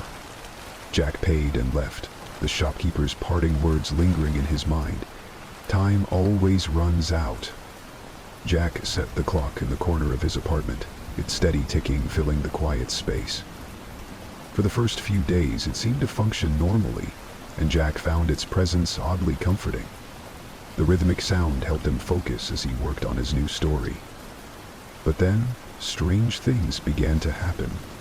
One evening, as Jack stared at his computer screen, the ticking grew louder. He glanced at the clock and noticed the hands spinning wildly, faster and faster, before stopping abruptly at a random time, 2:37. A faint chime echoed through the apartment, though the clock had no visible mechanism to produce sound. Jack frowned but dismissed it as a quirk of an old machine. At precisely 2:37 the next day, his power went out, plunging the apartment into darkness. 2 days later, Jack woke to find the clock's hands moving backward, the seconds ticking down ominously. He watched, mesmerized, as the countdown neared zero. When the final second passed, the clock emitted a low, resonant chime that rattled the windows. Moments later, Jack's phone rang. It was his landlord, informing him of an unexpected rent hike that would strain his already precarious finances. Jack couldn't shake the feeling that the clock had predicted, if not caused, the event. He tried to ignore it, but the ticking grew louder, invading his thoughts even when he wasn't in the same room. Over the next week, the clock's behavior became more erratic. The countdowns grew more frequent, each one followed by a disturbing event. A car nearly hitting Jack as he crossed the street, a friend cutting ties without explanation, and a sudden infestation of cockroaches in his kitchen. Jack began to track the countdowns, noting each time the clock reset itself to a random number. He noticed a pattern. The intervals between countdowns were shrinking, and the events they heralded were becoming more dangerous. Desperate for answers, Jack searched online for anything about cursed clocks. He found stories of similar objects, all tied to tragedy and misfortune. One account described a clock that counted down to your greatest fear. One night, Jack dreamed of the clock. In his dream, its ticking was deafening, its pendulum swinging wildly. The hands spun backward, faster and faster, until the clock face cracked, revealing a gaping void. From the darkness, shadowy figures emerged, whispering his name. He woke in a cold sweat, the ticking echoing in his ears. To his horror, the clock's hands were moving backward again, counting down from exactly 48 hours. The next day, Jack's nightmares began to bleed into reality. He saw the shadowy figures from his dream lurking in the corners of his apartment, their whispers growing louder. The clock's ticking seemed to follow him everywhere, even when he was outside. Terrified, Jack returned to the antique shop, the clock wrapped in an old blanket. The shopkeeper looked up as Jack entered, his expression grim. "I told you it wasn't for everyone," the old man said. "What's wrong with it?" Jack demanded. "Why is it doing this?" The shopkeeper sighed. That clock was made by a man who wanted to cheat time. He succeeded, but at a cost. The clock doesn't mark hours or minutes. It measures fate. And once it starts counting down, it doesn't stop until it takes what it's owed. "How do I stop it?" Jack asked, desperation in his voice. The shopkeeper shook his head. "You can't. The only thing you can do is run." Jack returned home, his heart heavy with dread. The clock's latest countdown read 6 hours, 43 minutes. He tried to destroy it, smashing it with a hammer, but the glass refused to break, and the wood remained unscathed. As the hours ticked away, Jack barricaded himself in his apartment, hoping to outrun whatever fate the clock had planned for him. But as the countdown neared its end, the ticking grew deafening, drowning out his thoughts. When the final second passed, the clock let out a chime so loud it shook the walls, the lights flickered, and the shadowy figures from Jack's dreams appeared, surrounding him. "You can't cheat time," one of them whispered, its voice cold and hollow. When Jack's landlord entered the apartment the next morning, he found it empty. The furniture was intact, the lights still on, but Jack was gone. The only thing out of place was the grandfather clock, which stood silent in the corner. Oh, its hands were set to midnight. Months later, the clock reappeared in the antique shop, its wood polished and gleaming as though nothing had happened. A young couple entered the store, admiring its craftsmanship. "How much for the clock?" the man asked. The shopkeeper hesitated, his gaze dark. "It's not for everyone," he said. But the couple insisted, and with a weary sigh, the shopkeeper made the sale. As they carried the clock out of the store, he whispered to himself, "Time always runs out." Story 14. It started as something barely noticeable. A flicker in the corner of your eye, a shadow that didn't belong. Most people would dismiss it as a trick of the light, but for those who knew the legend, it was something far worse. The shadow that followed wasn't tied to a place or object. It chose its victims seemingly at random, appearing in their lives without warning. At first, it would stay at the edges of their vision, harmless and distant. But over time, it grew bolder, darker, closer. No one knew where it came from or what it wanted. The only certainty was this: once the shadow chose you, it never let go. When Daniel Reeves first noticed the shadow, he thought it was stress. But as it followed him deeper into his life, he realized he was being hunted. Daniel was an architect, used to late nights and long hours. He spent most of his time in his small studio apartment, his desk piled high with blueprints and sketches. It was during one of these late nights, bent over his work, that he noticed it for the first time. At the edge of his desk lamp's light, something flickered, a dark shape that disappeared the moment he turned his head. He frowned, his eyes scanning the room, but saw nothing out of place. "Probably just tired," he muttered. rubbing his eyes. But over the next few days, the shadow returned. It lingered in reflections, darted across walls, and seemed to watch him from corners. No matter how often he tried to catch it, it always vanished before he could confirm it was there. At first, the shadow kept its distance, content to remain a flicker in the background. But as the weeks passed, it grew bolder. One evening, Daniel was in the kitchen when he saw it again, this time more clearly. It was a tall, humanoid figure, its edges blurred and undefined. It stood at the end of the hallway, unmoving, its presence oppressive. "Who's there?" Daniel called, his voice trembling. The shadow didn't respond. Instead, it melted into the wall, disappearing before his eyes. Daniel's breath came in short, sharp bursts as he backed away, his mind racing. It wasn't his imagination. Something was in his apartment. Desperate, Daniel confided in his best friend, Laura. They met at a coffee shop and he explained everything. The flickers, the shadows, the figure in the hallway. Laura listened, her expression skeptical. "It sounds like you're overworked," she said. "Maybe take a few days off, get some sleep." "It's not stress," Daniel insisted. "I know what I saw." Laura sighed. "Okay, let's say it's real. What do you think it wants?" Daniel shook his head. "I don't know, but it's getting closer." That night, Daniel avoided going home, lingering at a late-night diner instead.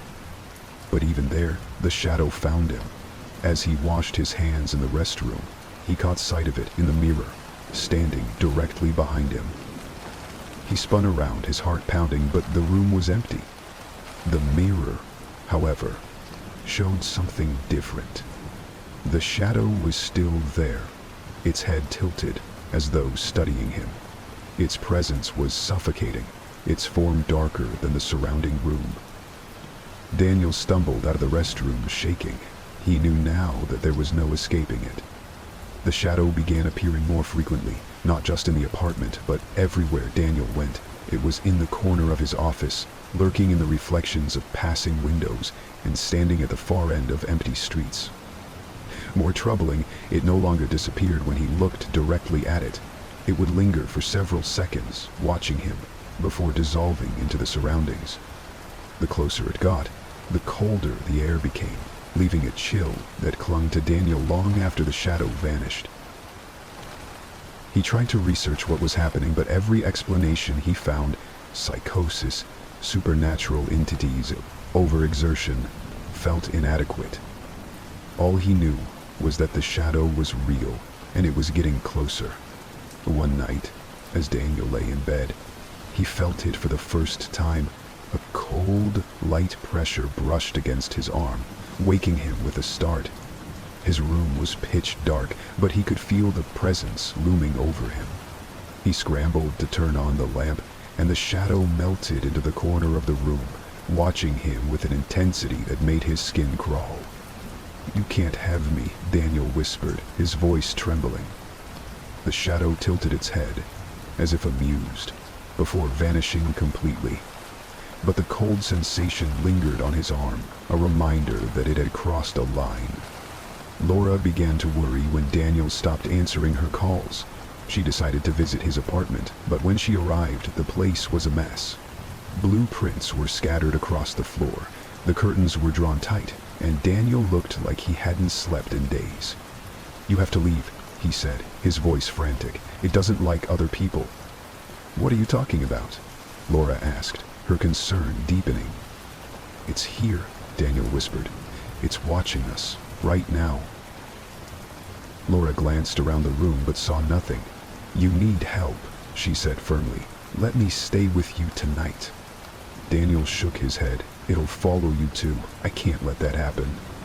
That night, Daniel reached his breaking point. The shadow was everywhere, its presence suffocating. He decided to face it, to demand answers. He stood in the center of his apartment, the lights off, and called out, "What do you want from me?" The shadow appeared immediately, emerging from the walls and pooling into a towering figure. Its form was more defined now, its edges sharp and menacing. "You," it said, its voice a low, echoing rasp. "I've always wanted you." "Ah, me?" Daniel shouted, fear and anger mixing in his voice. The shadow didn't answer. Instead, it surged forward, enveloping him in cold, crushing darkness. When Laura returned to Daniel's apartment the next day, he was gone. The apartment was eerily quiet, the air heavy with an unnatural chill. The only clue was a single message scrawled on the wall in Daniel's handwriting. "It takes what it wants." Laura left the apartment, shaken but unharmed. That night, as she sat alone in her living room, she thought she saw something move in the corner of her eye, a flicker, a shadow that didn't belong. And she realized with dawning horror that the shadow had found someone new. Story 15. There was an old bridge outside the town of Ravenglass, spanning a deep, rocky gorge. It was a modest structure, built decades ago, its wood weathered and its iron railings rusted by time and neglect. Locals avoided it at night, claiming it was haunted. The stories varied. Some said the bridge whispered your name as you crossed it. Others believed it called to those who were vulnerable, drawing them to the edge, coaxing them to look down into the darkness below. Those who listened too closely often disappeared. For years the bridge had been left to rot, a forgotten relic of the past. But when Anna Harper, a journalist writing about urban legends, arrived to investigate, she realized the bridge's stories were far more than mere superstition. Anna had heard about the bridge from a colleague who described it as the perfect spooky piece for October. Intrigued, she traveled to Ravenglass and started asking questions. Most people refused to talk, shaking their heads or muttering warnings. "It's not safe," one woman said. "People who go to the bridge at night don't come back." Anna pressed for details, but the woman only offered one piece of advice. "If you hear it, call your name. Don't answer." Determined to get her story, Anna ignored the warnings and made her way to the bridge as the sun dipped below the horizon. The bridge was more dilapidated than Anna had imagined. Its planks creaked underfoot, and the iron railings were coated in flaky rust. Below, the gorge yawned wide, its depths shrouded in shadow. As Anna set up her camera, the wind picked up, whistling through the railings. For a moment, it almost sounded like a voice, a faint, mournful whisper that sent a chill down her spine. Shaking off the unease, she began taking photos and recording notes. But as the sky darkened, the whispers grew louder. At first, they were indistinct, carried on the breeze. Then she heard it, clear and deliberate. "Anna?" She froze, her heart pounding. The voice was soft, almost gentle, but unmistakably her own name. Anna tried to ignore the voice, focusing instead on her work, but the whispers continued, weaving through her thoughts and growing more insistent. She felt an almost magnetic pull toward the edge of the bridge, as though something unseen were urging her to look down. Her flashlight beam illuminated jagged rocks far below, their shapes barely visible through the darkness. The sight made her stomach churn, but she couldn't look away. "Come closer," the voice whispered, seductive and soothing. "Just a little closer." Anna stumbled back, her breath coming in shallow gasps. She packed her equipment and left, vowing to return in the morning when the bridge wouldn't feel so alive. The next day, Anna combed through old records at the town library, searching for the bridge's history. She found stories of accidents and suicides, of people disappearing into the gorge without explanation. One article from the 1960s caught her attention. It described a young man who had gone missing after telling friends he heard voices on the bridge. His body was never found, but witnesses claimed to hear faint laughter coming from the gorge the night he vanished. Another story detailed the disappearance of a local woman, her abandoned car discovered near the bridge. The article quoted her sister, who claimed the woman had spoken of a voice that promised peace. That evening, Anna returned to the bridge, determined to uncover the truth. She brought a voice recorder and a small notebook. her nerves steeled by the daylight's revelations. As she stood in the middle of the bridge, the whispers returned, soft at first, but growing louder with each passing minute. This time, the voice wasn't alone.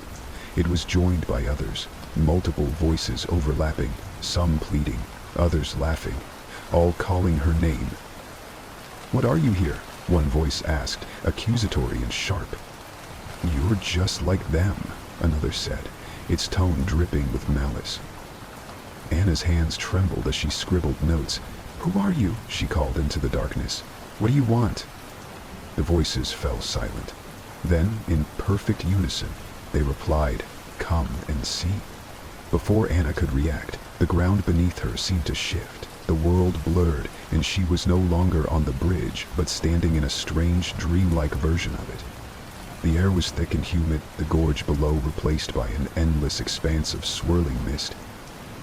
Figures emerged from the fog. Pale, translucent shapes that flickered like dying flames. Their faces were hollow, their eyes pools of darkness. "You wanted the truth," one of them said, its voice echoing in her mind. "This is what the bridge sees." The figures began to move toward her, their hands reaching out. Anna tried to back away, but the bridge stretched endlessly in both directions, trapping her. "Don't fight," they whispered. "It's easier if you let go." Summoning every ounce of courage, Anna shouted, "I don't belong here." The figures hesitated, their forms flickering.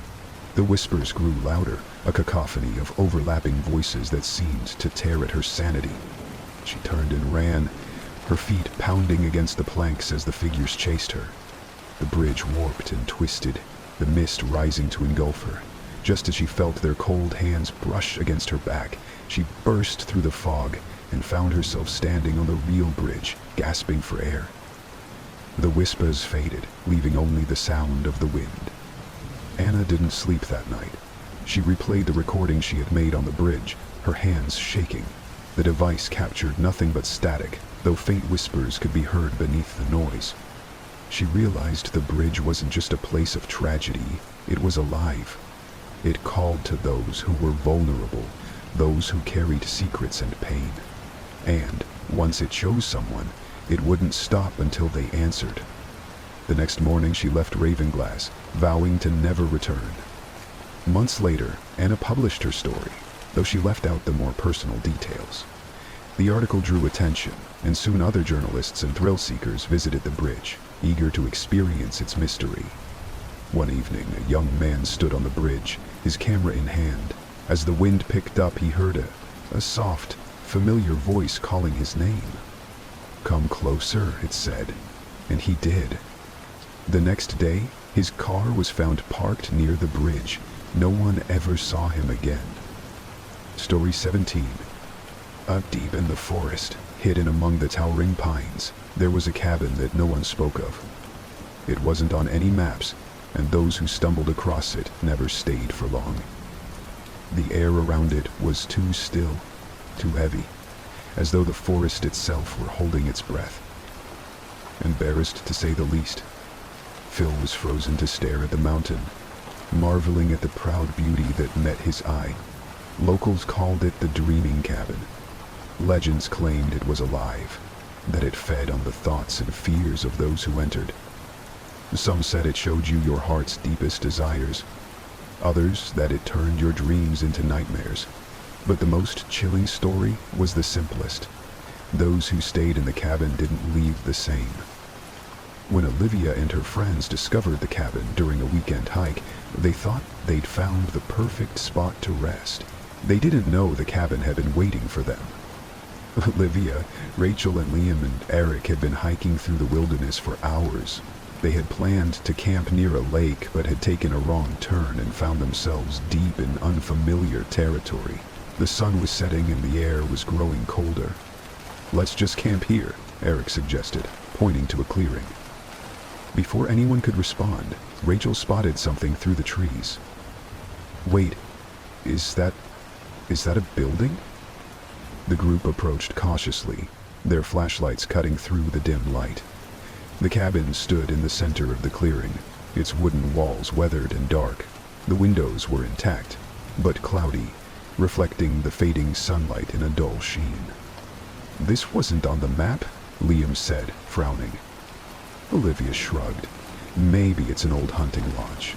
Either way, it's better than sleeping outside." Reluctantly, the others agreed. The door creaked loudly as they pushed it open, revealing a single room with a fireplace, a few pieces of old furniture, and an air of abandonment. The group unpacked their gear and lit a fire in the stone hearth. The warmth was welcome, and the cabin felt almost cozy despite its dilapidated state. As the night wore on, they began to relax, sharing stories and laughing. But Olivia couldn't shake a strange feeling, the sense that they were being watched.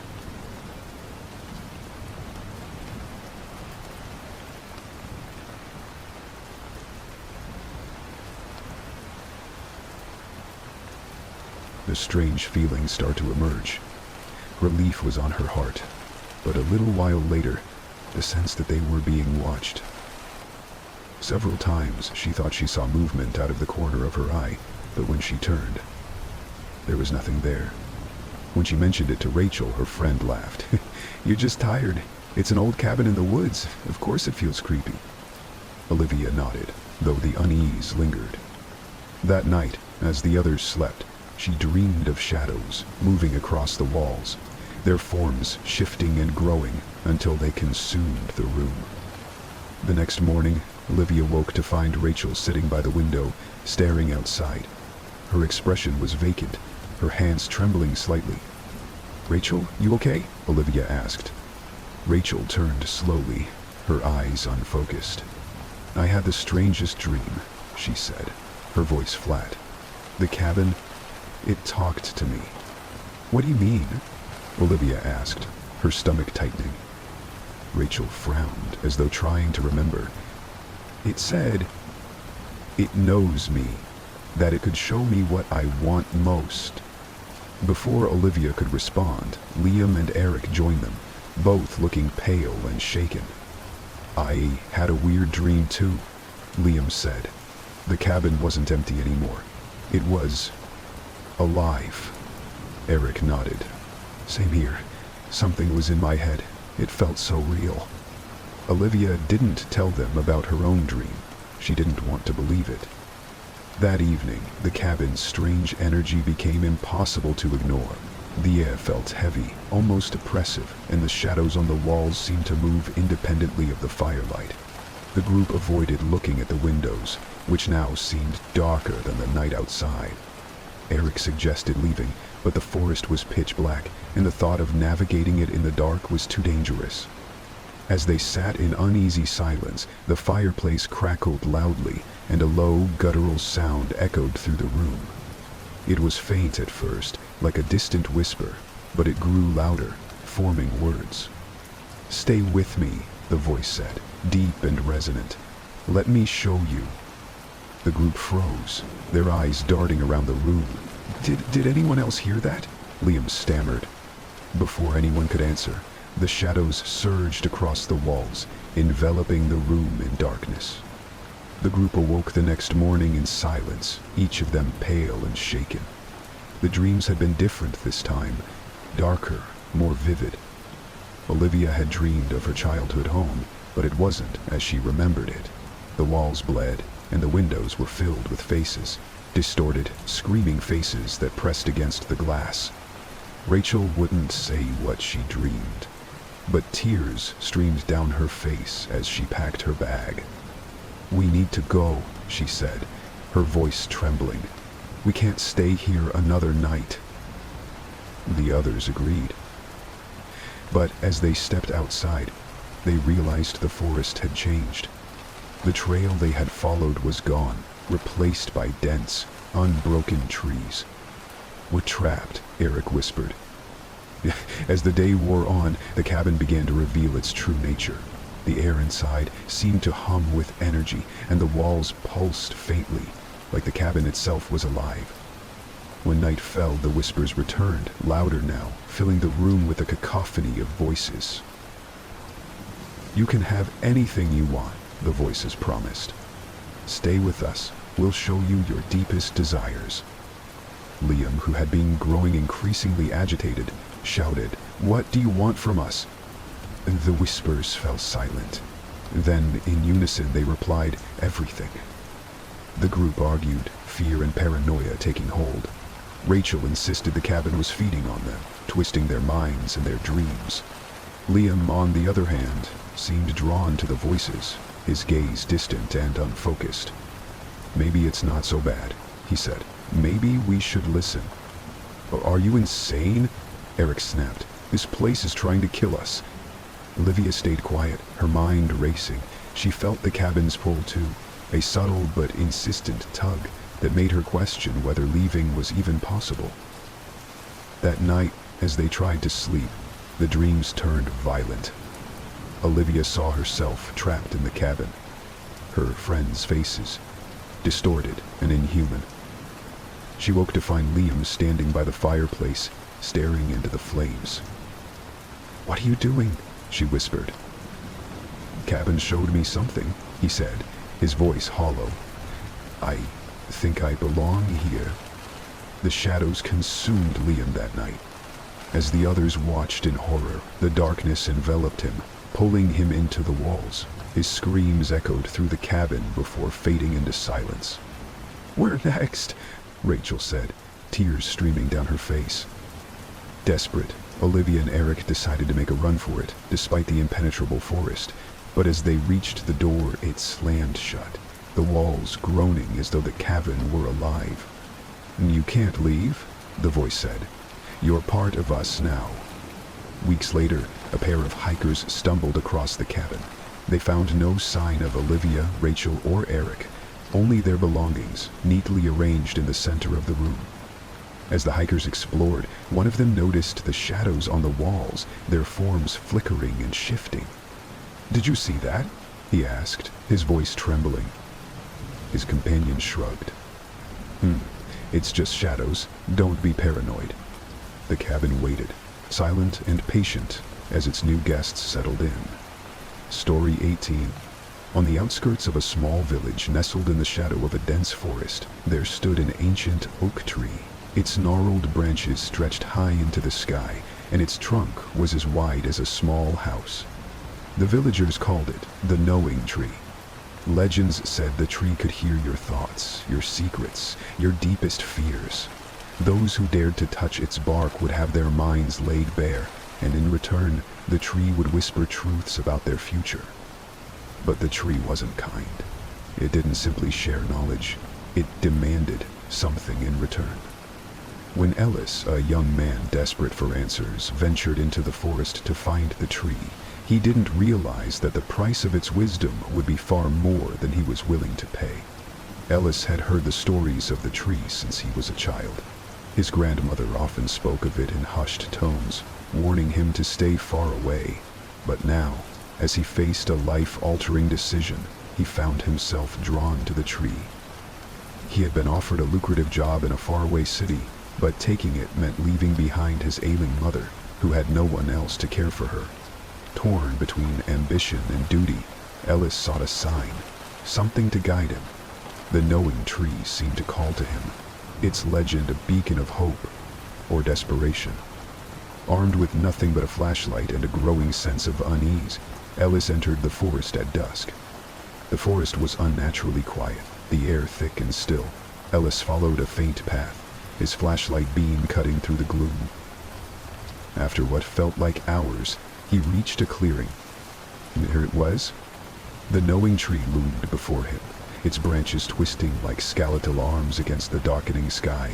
Its bark was scarred and knotted, each groove and fissure resembling faces twisted in silent screams.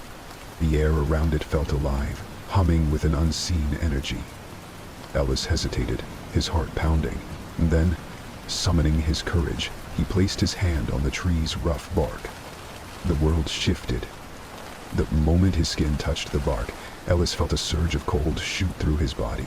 His vision blurred, and the forest around him seemed to dissolve into darkness. Then the whispers began. They were faint at first, indistinct murmurs that grew louder and more insistent. The tree spoke to him, not in words, but in emotions, images, and flashes of memory. It dredged up his deepest fears and regrets, exposing them like raw wounds. "You fear failure," the whispers said, their tone both mocking and sympathetic. "You long for success, but dread what it will cost." Ellis gritted his teeth, tears streaming down his face. "What should I do? Tell me." The tree paused, its energy coiling around him like a snake. "You already know the answer," it said finally, "but knowledge has a price." Ellis staggered back, breaking contact with the tree. The whispers stopped, and the forest returned, its silence oppressive. He sat on the ground, his mind racing. The tree hadn't given him a direct answer, but it had shown him fragments of his future. Success in the city, but at the cost of his mother's health and, eventually, her life. As he caught his breath, a new thought crept into his mind. The tree hadn't finished speaking. It wanted more from him. But what? A rustling sound made him freeze. He turned to see the shadows beneath the tree shifting, their forms twisting into human shapes. The tree's price wasn't just knowledge, it demanded something far darker. Over the next few days, Ellis tried to forget the encounter, but the whispers stayed with him. They invaded his dreams, growing louder and more insistent. The tree's energy lingered in his mind, an unwelcome guest that refused to leave. "You owe us," the whispers said one night, as Ellis tossed and turned in bed. "We gave you truth. Now give us what we want." Ellis woke in a cold sweat, the words echoing in his mind. He didn't understand what the tree wanted, until he found the first offering. It was a bird, its lifeless body lying on his doorstep. Its wings were twisted, its eyes wide and staring. The sight made Ellis's stomach churn. He knew, without a doubt, that the tree had sent it. The offerings continued. A dead rabbit appeared on his windowsill, its fur matted with blood. Then a stray cat, its body unnaturally still. Ellis felt the tree's presence everywhere, in the shadows of his apartment, in the rustling of leaves outside his window. "You must feed it," the whispers urged. "It knows your thoughts, it knows your fears. You cannot escape." Ellis tried to resist, but the tree's influence grew stronger. His mind became a battlefield, his thoughts no longer his own. He began to dream of the tree every night, its branches reaching out to him, its bark splitting to reveal twisted, grinning faces. Desperate to end the torment, Ellis returned to the forest. He carried a knife, his hands shaking as he approached the tree. He knew what it wanted now. Something more than animals, more than blood.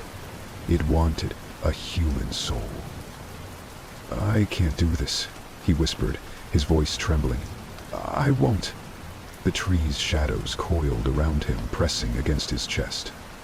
"You cannot refuse," the whispers said. "The truth binds you. Feed us, or we will take what we need."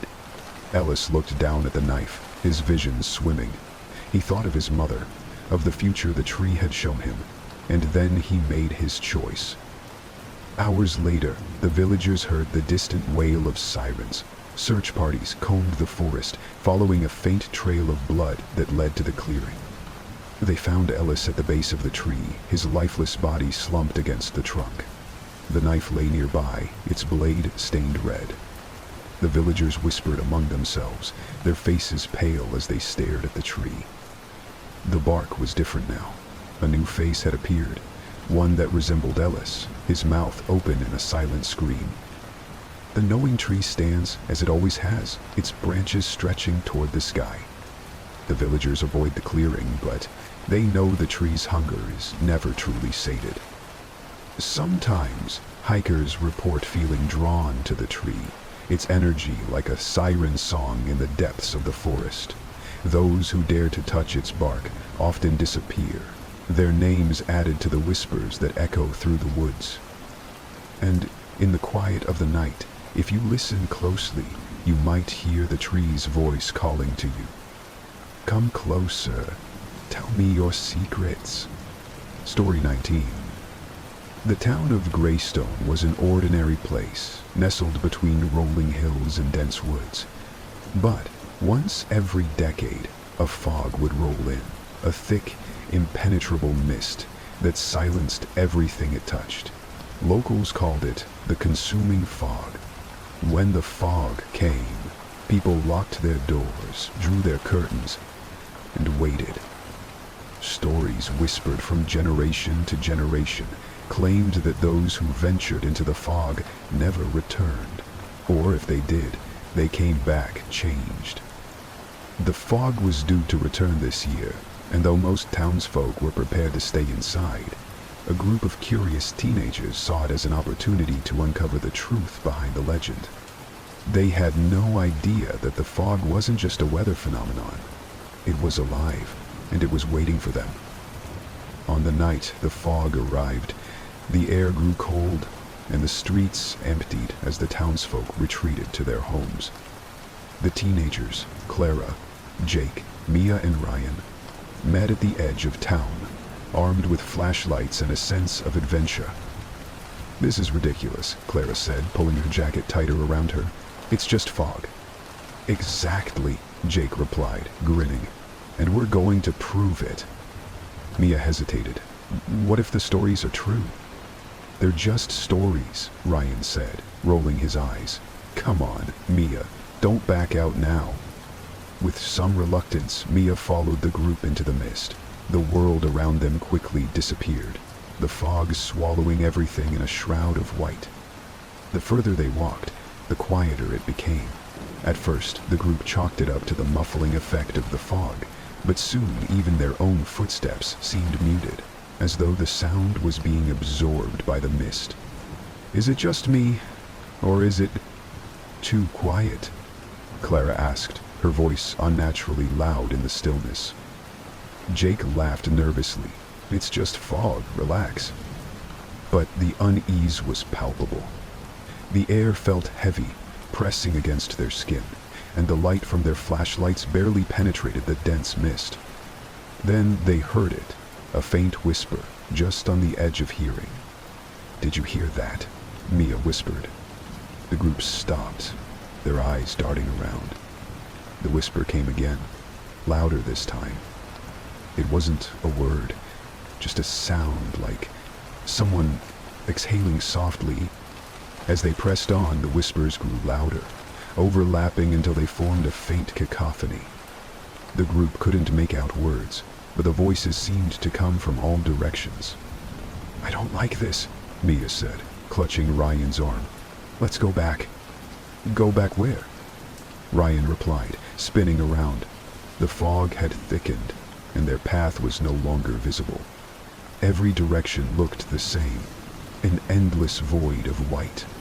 Clara's flashlight beam landed on something in the distance, a dark shape moving through the fog. "Do you see that?" she asked, pointing. Jake squinted. "It's probably just a tree or something." But the shape moved closer, its outline shifting and unnatural. As it approached, the whispers stopped, replaced by an oppressive silence. The group panicked, running in different directions, their shouts swallowed by the fog. Clara tripped over a root, her flashlight rolling away as the shape loomed over her. "Help!" she screamed, but the others were too far away to hear. The shape reached for her, its form twisting and stretching like smoke. Just as Clara tried to crawl away, it enveloped her, pulling her into the mist. Her screams faded into silence. When the others regrouped, Clara was gone. "Where is she?" Mia cried, her voice trembling. "We have to find her," Jake said, though his face was pale. "We can't just leave her out here." But the fog seemed to grow thicker, closing in around them like a living thing. As they searched for Clara, the whispers returned, louder and more coherent. The voices called their names, mimicking their own voices with unsettling accuracy. "Mia," one voice whispered. "Come here." "Jake," another called, soft and soothing. "You're safe here." "Don't listen," Ryan shouted, but the whispers grew more insistent, tugging at their minds. Jake stopped suddenly, his flashlight beam fixed on another shadow in the fog. "I think it's Clara," he said, stepping forward. "Jake, no!" Mia screamed, but it was too late. The shadow lunged, and the fog seemed to swallow him whole. Only Mia and Ryan remained, their breaths coming in ragged gasps. They stumbled upon an old, weathered sign, half buried in the ground. The words were barely legible, but they pieced together the name Dunemeyer Village. "This isn't Greystone," Ryan said, his voice trembling. "This place, it doesn't exist anymore." Mia stared at him. "What do you mean?" "I read about it once," Ryan explained. Dunemeyer was abandoned after a disaster. Something about a factory accident that released toxic fumes, but the fog, it came first. The whispers grew louder, the voices tinged with anger. "You don't belong here." Mia and Ryan tried to retrace their steps, but the fog twisted around them, leading them in circles. The shadows multiplied, their forms flickering and shifting in the mist. One by one, the shadows began to take on familiar shapes. Clara and Jake, their faces pale and empty. They reached out, their whispers filled with sorrow. "Stay with us," they said.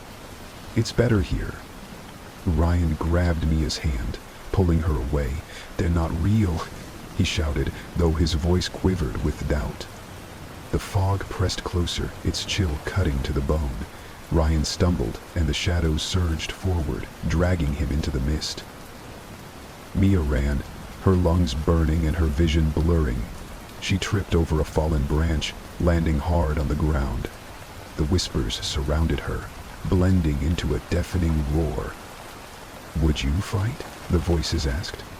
"You're already ours." Mia screamed, covering her ears as the shadows loomed over her, but just as they reached her, she remembered the stories. The fog consumed only those who gave in to it. Summoning her courage, she stood, her voice shaking. "You can't have me." The whispers faltered, the shadows hesitating. The fog seemed to ripple, its edges fraying. Mia ran toward what she hoped was the edge of the forest, her determination cutting through the oppressive silence. Mia emerged from the forest at dawn, her clothes torn and her face pale. The fog had receded, leaving the town bathed in golden light. She tried to explain what had happened, but no one believed her. Clara, Jake, and Ryan were never found. Years later, as the fog's return approached, Mia left Greystone, unable to face the memories, but she couldn't escape its whispers. Late at night, wherever she went, she would hear the faint, familiar voices calling her name, and she knew, with chilling certainty, that the fog would come for her again. Story 20. In the quiet town of Larkhaven, there was a crumbling manor at the edge of a desolate moor.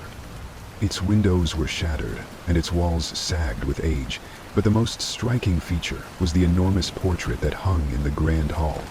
It depicted a stern-looking man with piercing blue eyes that seemed to follow anyone who dared enter the room. The locals avoided the manor, whispering that the portrait was cursed. Some claimed the man in the painting wasn't just an artist's creation, but something alive, watching, waiting. Others said it was a portal, a window into another world where the man waited for someone to take his place. When art historian Evelyn Marks inherited the manor from a distant relative, she saw the portrait as nothing more than a valuable antique. But as she began to restore the house, she realized the portrait was far more than it seemed. Evelyn wasn't thrilled about the manor. She had never met the relative who left it to her, and the house was more burden than blessing. Still, she decided to visit, if only to appraise its contents and sell anything of value. From the moment she entered the grand hall, the portrait caught her attention. The man's gaze was intense, almost accusatory, his face framed by a deep crimson coat. His expression was unreadable, part anger, part amusement. But it was his eyes that unsettled her most. They seemed alive, glinting faintly in the dim light. "That's going to fetch a fortune," Evelyn muttered, trying to ignore the creeping unease that settled over her. Evelyn spent the first few days cleaning and cataloging the manor's contents. She avoided the grand hall whenever possible, but the portrait seemed to draw her in. Every time she passed it, she felt the man's gaze boring into her. One night, as she worked late in the library, she thought she saw a movement out of the corner of her eye. She turned toward the hall, her heart pounding. The portrait was still, its subject frozen in his usual pose. Shaking her head, she laughed nervously. It's just an old painting, nothing more. But when she turned back to her work, she thought she heard a faint whisper, so soft it could have been the wind. The next morning, Evelyn awoke to find the portrait had shifted. The man's eyes, once directed at the center of the room, now seemed to be staring directly at her. She frowned, stepping closer. "It's just an illusion," she muttered, running her fingers over the canvas. "A trick of the light." But the unease grew. That night, she dreamed of the man stepping out of the painting, his eyes glowing faintly as he reached for her. She woke in a cold sweat, the faint echo of his whispers still in her ears. Soon. Over the following days, Evelyn noticed more changes. The man's expression seemed to shift subtly, his smirk more pronounced, his eyes darker. Objects in the grand hall began to move, a chair out of place, a vase tipped over. One evening, as she stood in front of the portrait, she felt the air grow colder. The man's eyes seemed to narrow, and for a brief moment, she thought she saw his hand twitch. Story 21. On the edge of a remote town stood a house that no one could remember being built. It seemed to have always been there, its dark windows staring blankly into the surrounding woods. Locals called it the shifting house because no one could pinpoint its location for long. One day it stood at the end of the main road. The next, it appeared deep within the forest. Maps didn't list it, and photos of it never came out right, always blurry, distorted, or erased altogether. No one lived there, but some who entered never came out. Others claimed the house itself wasn't the danger, it was the things it hid inside. When thrill seekers or ghost hunters tried to explore it, the house shifted its walls, trapping them in a maze of twisting corridors and endless rooms. When Daniel, a paranormal investigator, heard about the house, he saw it as his chance to make history. But once inside, he realized the house had its own plans for him. Daniel had heard rumors about the house for years, but it wasn't until a photograph surfaced online, a grainy, black and white image of the house surrounded by dense mist, that he decided to investigate. The image was accompanied by a cryptic caption, "The house that hides. Enter if you dare, but don't expect to leave." Daniel spent weeks tracking down its supposed location, interviewing locals who spoke of strange occurrences. They described hearing whispers in the woods and seeing the house appear where it hadn't been the day before. "It doesn't want to be found," one old man told him, "but once it lets you in, it won't let you go." Ignoring the warning, Daniel packed his equipment and set off into the woods. The forest was dense, the air heavy with the scent of damp earth and decaying leaves. Daniel followed a narrow trail that seemed to lead nowhere, his GPS flickering and his compass spinning uselessly. Just as frustration began to set in, he saw it, the house. It stood in a clearing, its dark exterior blending with the shadows of the trees. The windows were grimy, and the front door hung slightly ajar, as though inviting him inside. Daniel hesitated, his heart pounding. The house felt alive, its presence oppressive, but his curiosity outweighed his fear. He adjusted his camera, took a deep breath, and stepped through the doorway. The interior was surprisingly clean, though the air was thick with the smell of mildew. The room was sparsely furnished, a wooden chair in the corner, a cracked mirror on the wall, and a staircase leading to the second floor. Faint whispers echoed through the space, though Daniel saw no one. He began filming, narrating his observations. "The house feels wrong," he said, his voice trembling slightly. "It's almost like it's waiting for something." As he moved deeper into the house, he noticed subtle changes. The layout didn't match what he'd seen from outside. Always stretched longer than they should, and doors appeared where none had been moments before. "The house is shifting," he whispered, a thrill of fear running down his spine. As Daniel explored, the house began to reveal its true nature. Rooms changed the moment he left them. A dining room became a library. A narrow corridor opened into a vast ballroom. The more he moved, the more disoriented he became. He tried marking his path with chalk, drawing arrows on the walls to guide him back. But when he retraced his steps, the marks were gone, replaced by strange symbols he didn't recognize. Panic began to set in when he opened a door and found himself staring into a mirror. His own reflection grinned back at him, though his face remained neutral. The whispers grew louder, forming words that seemed to come from the walls themselves. "Stay with us," they said, their tones soothing yet sinister. "We've been waiting for you." Daniel turned a corner and saw a shadow move across the floor. He followed it into a large room filled with antique furniture. The shadow lingered by a wardrobe, its edges flickering like smoke. "Who's there?" Daniel called, his voice shaking. The wardrobe creaked open, but there was nothing inside. As he approached, the shadow darted past him, brushing against his arm. The touch was icy, leaving a burning sensation that lingered long after the shadow disappeared. Daniel realized he wasn't alone.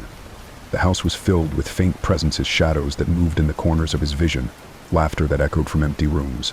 It wasn't just haunted, it was alive, its walls pulsing with a malevolent energy. He found a notebook on a dusty table, its pages filled with frantic scrawls. "The house knows me. It's feeding on my fear. I can't find the door. I can't get out." The last entry made his blood run cold. If you're reading this, it's already too late for you. As the hours dragged on, Daniel became increasingly desperate. He tried smashing windows, but the glass wouldn't break. He screamed for help, but his voice was swallowed by the silence. At one point, he opened a door and found a woman standing in the center of the room. Her back was to him, her long hair tangled and matted.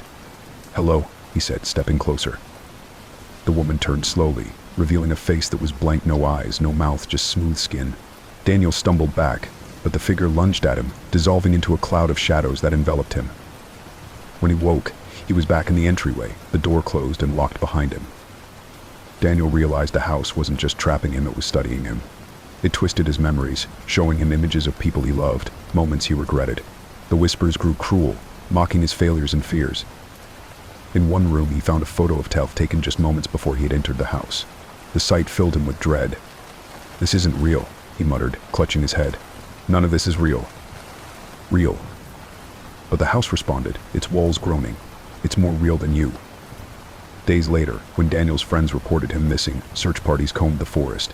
They found no trace of him, only his abandoned car at the edge of the woods. The house was gone. Months later, a couple hiking in a different part of the country came across a house that looked strikingly similar.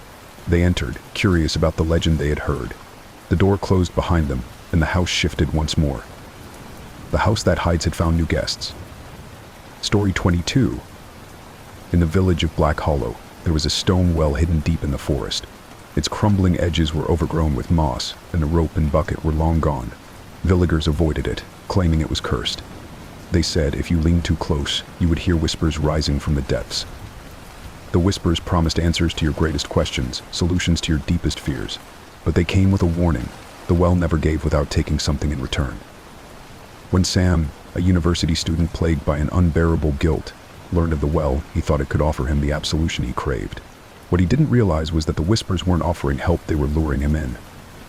Sam had been carrying a heavy burden for months. He blamed himself for an accident that had left his younger sister, Lily, in a coma. The guilt consumed him, making it impossible to sleep, to focus, to live. One evening, while researching local folklore for a university project, he stumbled upon a story about the Whispering Well. The tales varied, but one detail remained constant. The well offered answers if you were brave enough to listen. Desperate for peace, Sam packed a flashlight and a small notebook and set out into the forest. The air grew colder the deeper he ventured, the trees twisting into gnarled shapes. Finally, he found it, a circle of stone shrouded in mist. The well loomed before him, its opening a black void that seemed to swallow the light. Sam approached cautiously, peering over the edge. The darkness below was absolute, and the air was thick with the scent of damp earth. He dropped a small stone, listening for the sound of it hitting the bottom. He heard nothing. "Hello?" he called, his voice trembling. At first there was only silence. Then, faint and melodic, came the whisper. "You seek forgiveness." Sam froze, his heart pounding. "Who's there?" The whisper grew louder, clearer. "I can help you, but you must listen." Sam hesitated, but the whisper was compelling, almost soothing. "What do you want from me?" he asked, his voice shaking. The well responded, its tone smooth and enticing. "Nothing you won't miss, a memory, a piece of your past. In return, I will show you the truth." Sam's mind raced. A memory. Could he really part with one? But the thought of freeing himself from his guilt was too tempting. "What truth?" he asked. The well was silent for a moment before replying. "The truth about your sister." Sam clenched his fists. "What do I have to do?" "Lean closer," the voice said. and listen." Sam leaned over the edge, his hands gripping the cold stone. The darkness seemed to ripple, and suddenly, images filled his mind. He saw the day of the accident, his car swerving on the icy road, Lily's scream, the shattering glass. But then, the vision changed. He saw himself arguing with Lily before they got in the car, her tears as she accused him of being selfish. He had forgotten this moment, buried it deep. Now it returned, sharp and vivid. "You blame yourself," the whisper said, "but you are not the only one at fault." Sam's breath caught. The images shifted, showing Lily's hand reaching for the wheel, her panic driving them into the skid. "It wasn't all my fault," Sam whispered, tears streaming down his face. The well's voice was almost gentle. "Now you see, but the truth is not free." When the vision ended, Sam staggered back, his head pounding. He felt lighter, the weight of his guilt lifting slightly.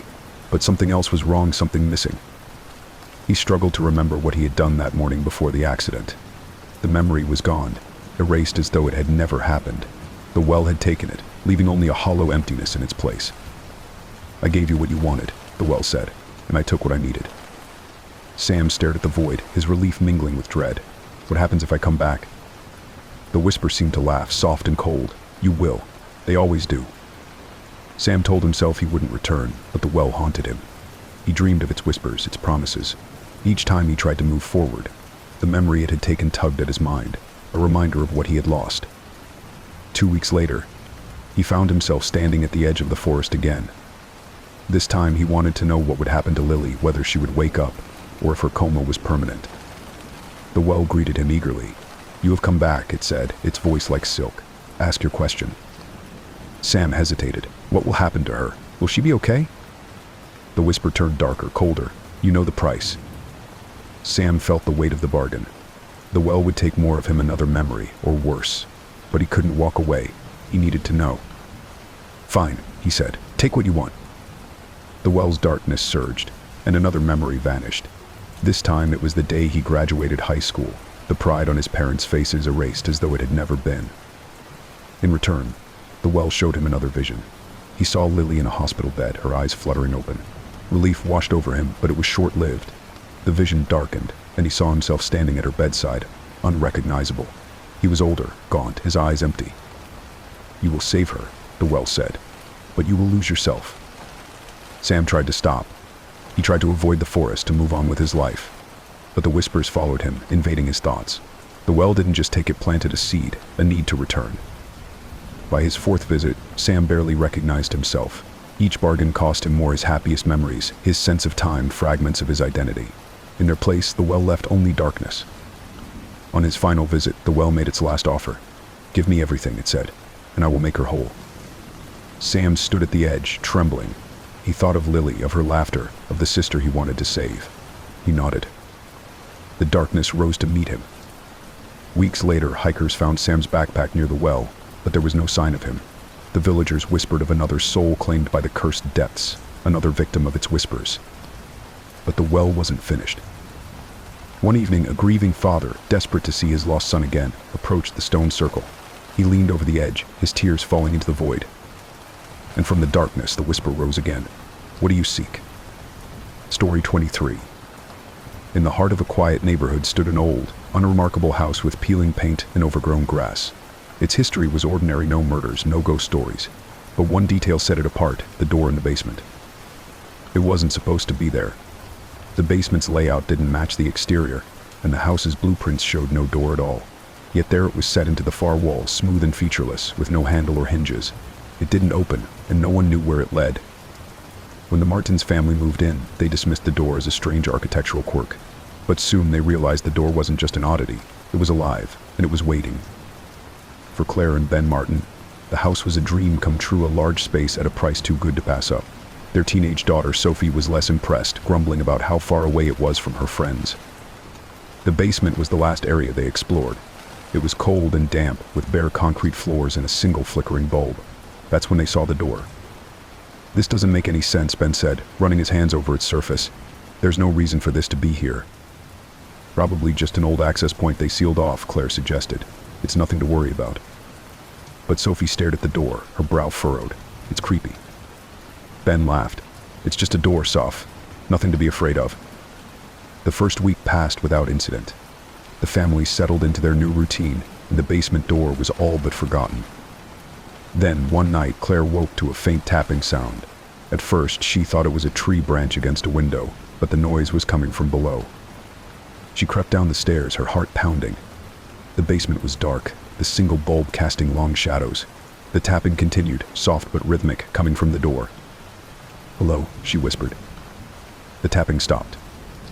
The next morning, Claire told Ben about the noise, but he brushed it off. "Probably the pipes," he said. "This place is old."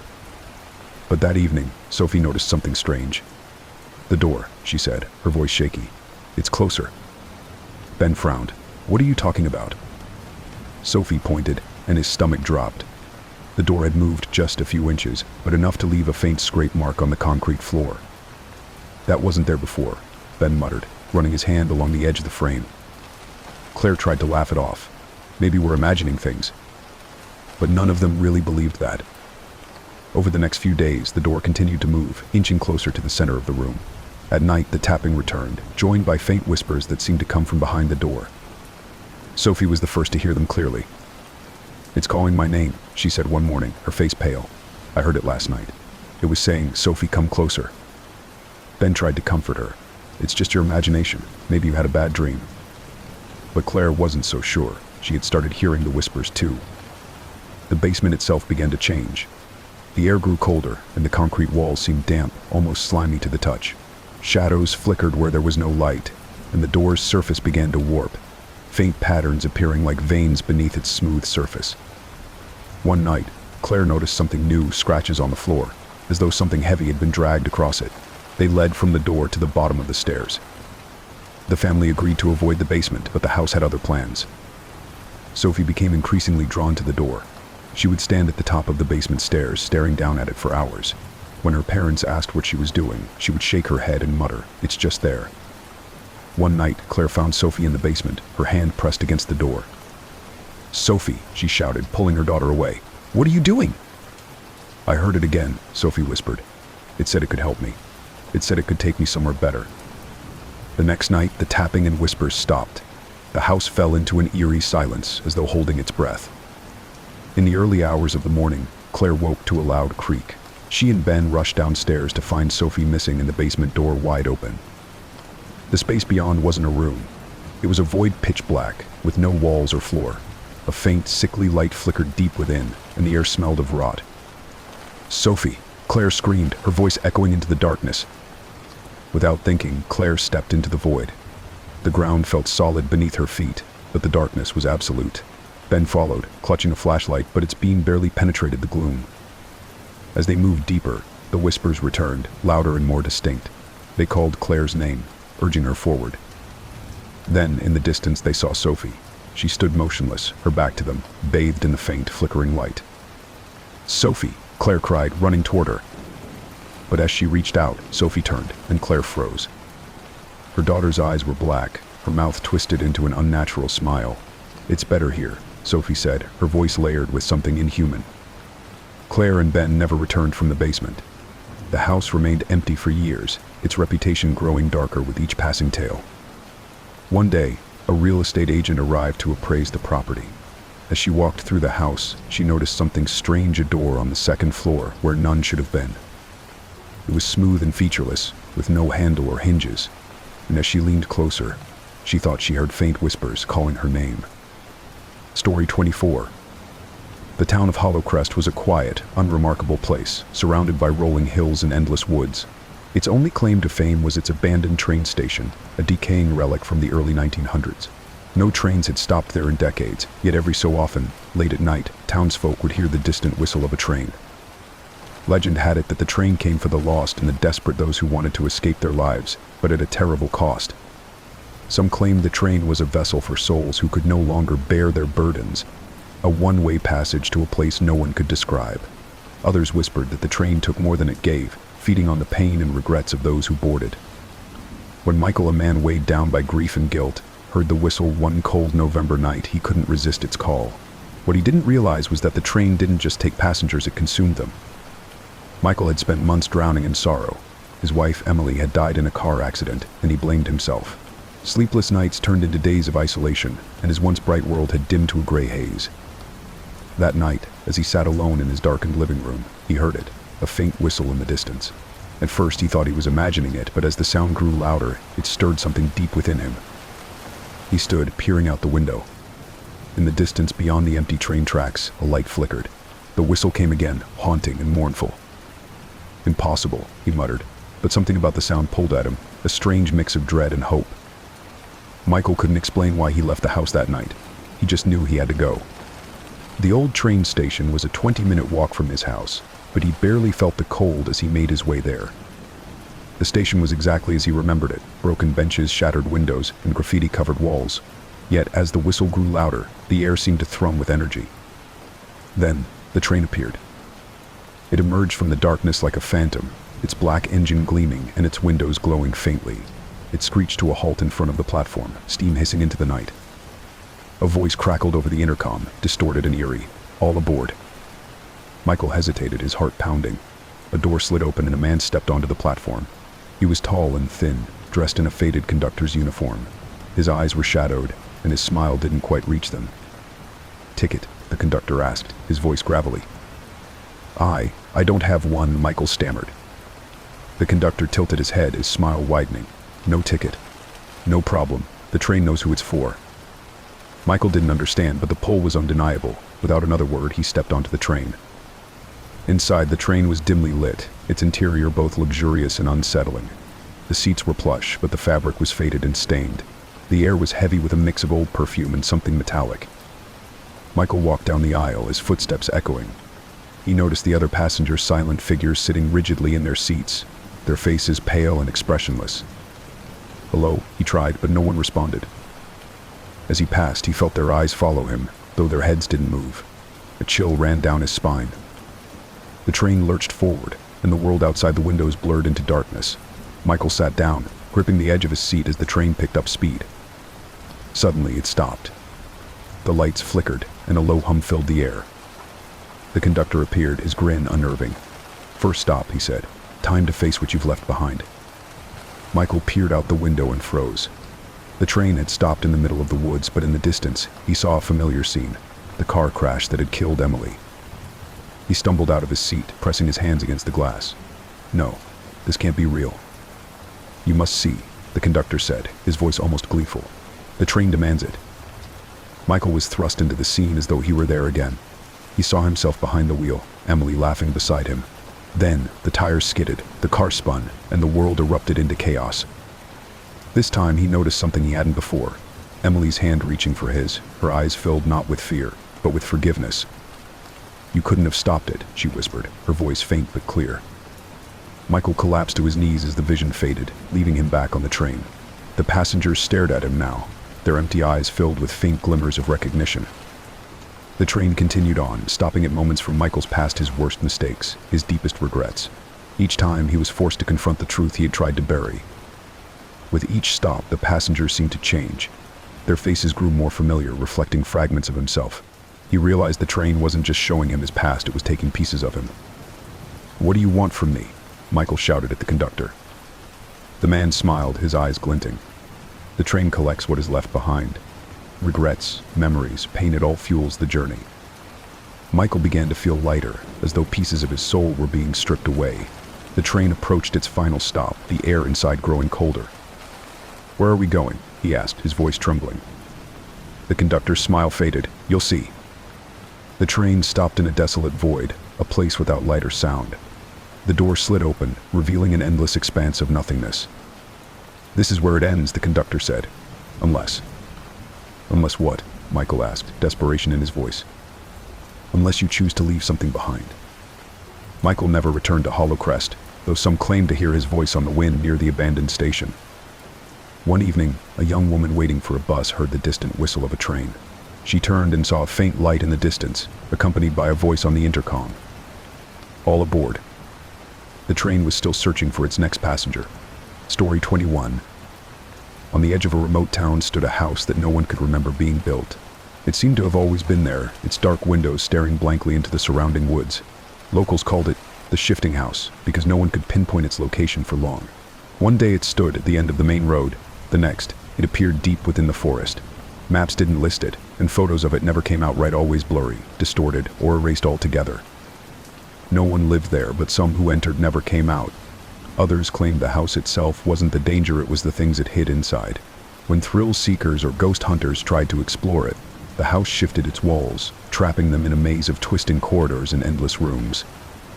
When Daniel, a paranormal investigator, heard about the house, he saw it as his chance to make history. But once inside, he realized the house had its own plans for him. Daniel had heard rumors about the house for years, but it wasn't until a photograph surfaced online, a grainy, black and white image of the house surrounded by dense mist, that he decided to investigate. The image was accompanied by a cryptic caption, "The house that hides. Enter if you dare, but don't expect to leave." Daniel spent weeks tracking down its supposed location, interviewing locals who spoke of strange occurrences. They described hearing whispers in the woods and seeing the house appear where it hadn't been the day before. "It doesn't want to be found," one old man told him, "but once it lets you in, it won't let you go." Ignoring the warning, Daniel packed his equipment and set off into the woods. The forest was dense, the air heavy with the scent of damp earth and decaying leaves. Daniel followed a narrow trail that seemed to lead nowhere, his GPS flickering and his compass spinning uselessly. Just as frustration began to set in, he saw it, the house. It stood in a clearing, its dark exterior blending with the shadows of the trees. The windows were grimy, and the front door hung slightly ajar, as though inviting him inside. Daniel hesitated, his heart pounding. The house felt alive, its presence oppressive, but his curiosity outweighed his fear. He adjusted his camera, took a deep breath, and stepped through the doorway. The interior was surprisingly clean, though the air was thick with the smell of mildew. The room was sparsely furnished, a wooden chair in the corner, a cracked mirror on the wall, and a staircase leading to the second floor. Faint whispers echoed through the space, though Daniel saw no one. He began filming, narrating his observations. "The house feels wrong," he said, his voice trembling slightly. "It's almost like it's waiting for something." As he moved deeper into the house, he noticed subtle changes. The layout didn't match what he'd seen from outside. Hallways stretched longer than they should, and doors appeared where none had been moments before. "The house is shifting," he whispered, a thrill of fear running down his spine. As Daniel explored, the house began to reveal its true nature. Rooms changed the moment he left them. A dining room became a library. A narrow corridor opened into a vast ballroom. The more he moved, the more disoriented he became. He tried marking his path with chalk, drawing arrows on the walls to guide him back. But when he retraced his steps, the marks were gone, replaced by strange symbols he didn't recognize. Panic began to set in when he opened a door and found himself staring into a mirror. His own reflection grinned back at him, though his face remained neutral. The whispers grew louder, forming words that seemed to come from the walls themselves. "Stay with us," they said, their tones soothing yet sinister. "We've been waiting for you." Daniel turned a corner and saw a shadow move across the floor. He followed it into a large room filled with antique furniture. The shadow lingered by a wardrobe, its edges flickering like smoke. "Who's there?" Daniel called, his voice shaking. The wardrobe creaked open, but there was nothing inside. As he approached, the shadow darted past him, brushing against his arm. The touch was icy, leaving a burning sensation that lingered long after the shadow disappeared. Daniel realized he wasn't alone.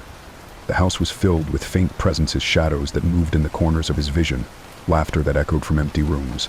It wasn't just haunted, it was alive, its walls pulsing with a malevolent energy. He found a notebook on a dusty table, its pages filled with frantic scrawls. "The house knows me. It's feeding on my fear. I can't find the door. I can't get out." The last entry made his blood run cold. If you're reading this, it's already too late for you. As the hours dragged on, Daniel became increasingly desperate. He tried smashing windows, but the glass wouldn't break. He screamed for help, but his voice was swallowed by the silence. At one point, he opened a door and found a woman standing in the center of the room. Her back was to him, her long hair tangled and matted. "Hello," he said, stepping closer. The woman turned slowly, revealing a face that was blank, no eyes, no mouth, just smooth skin.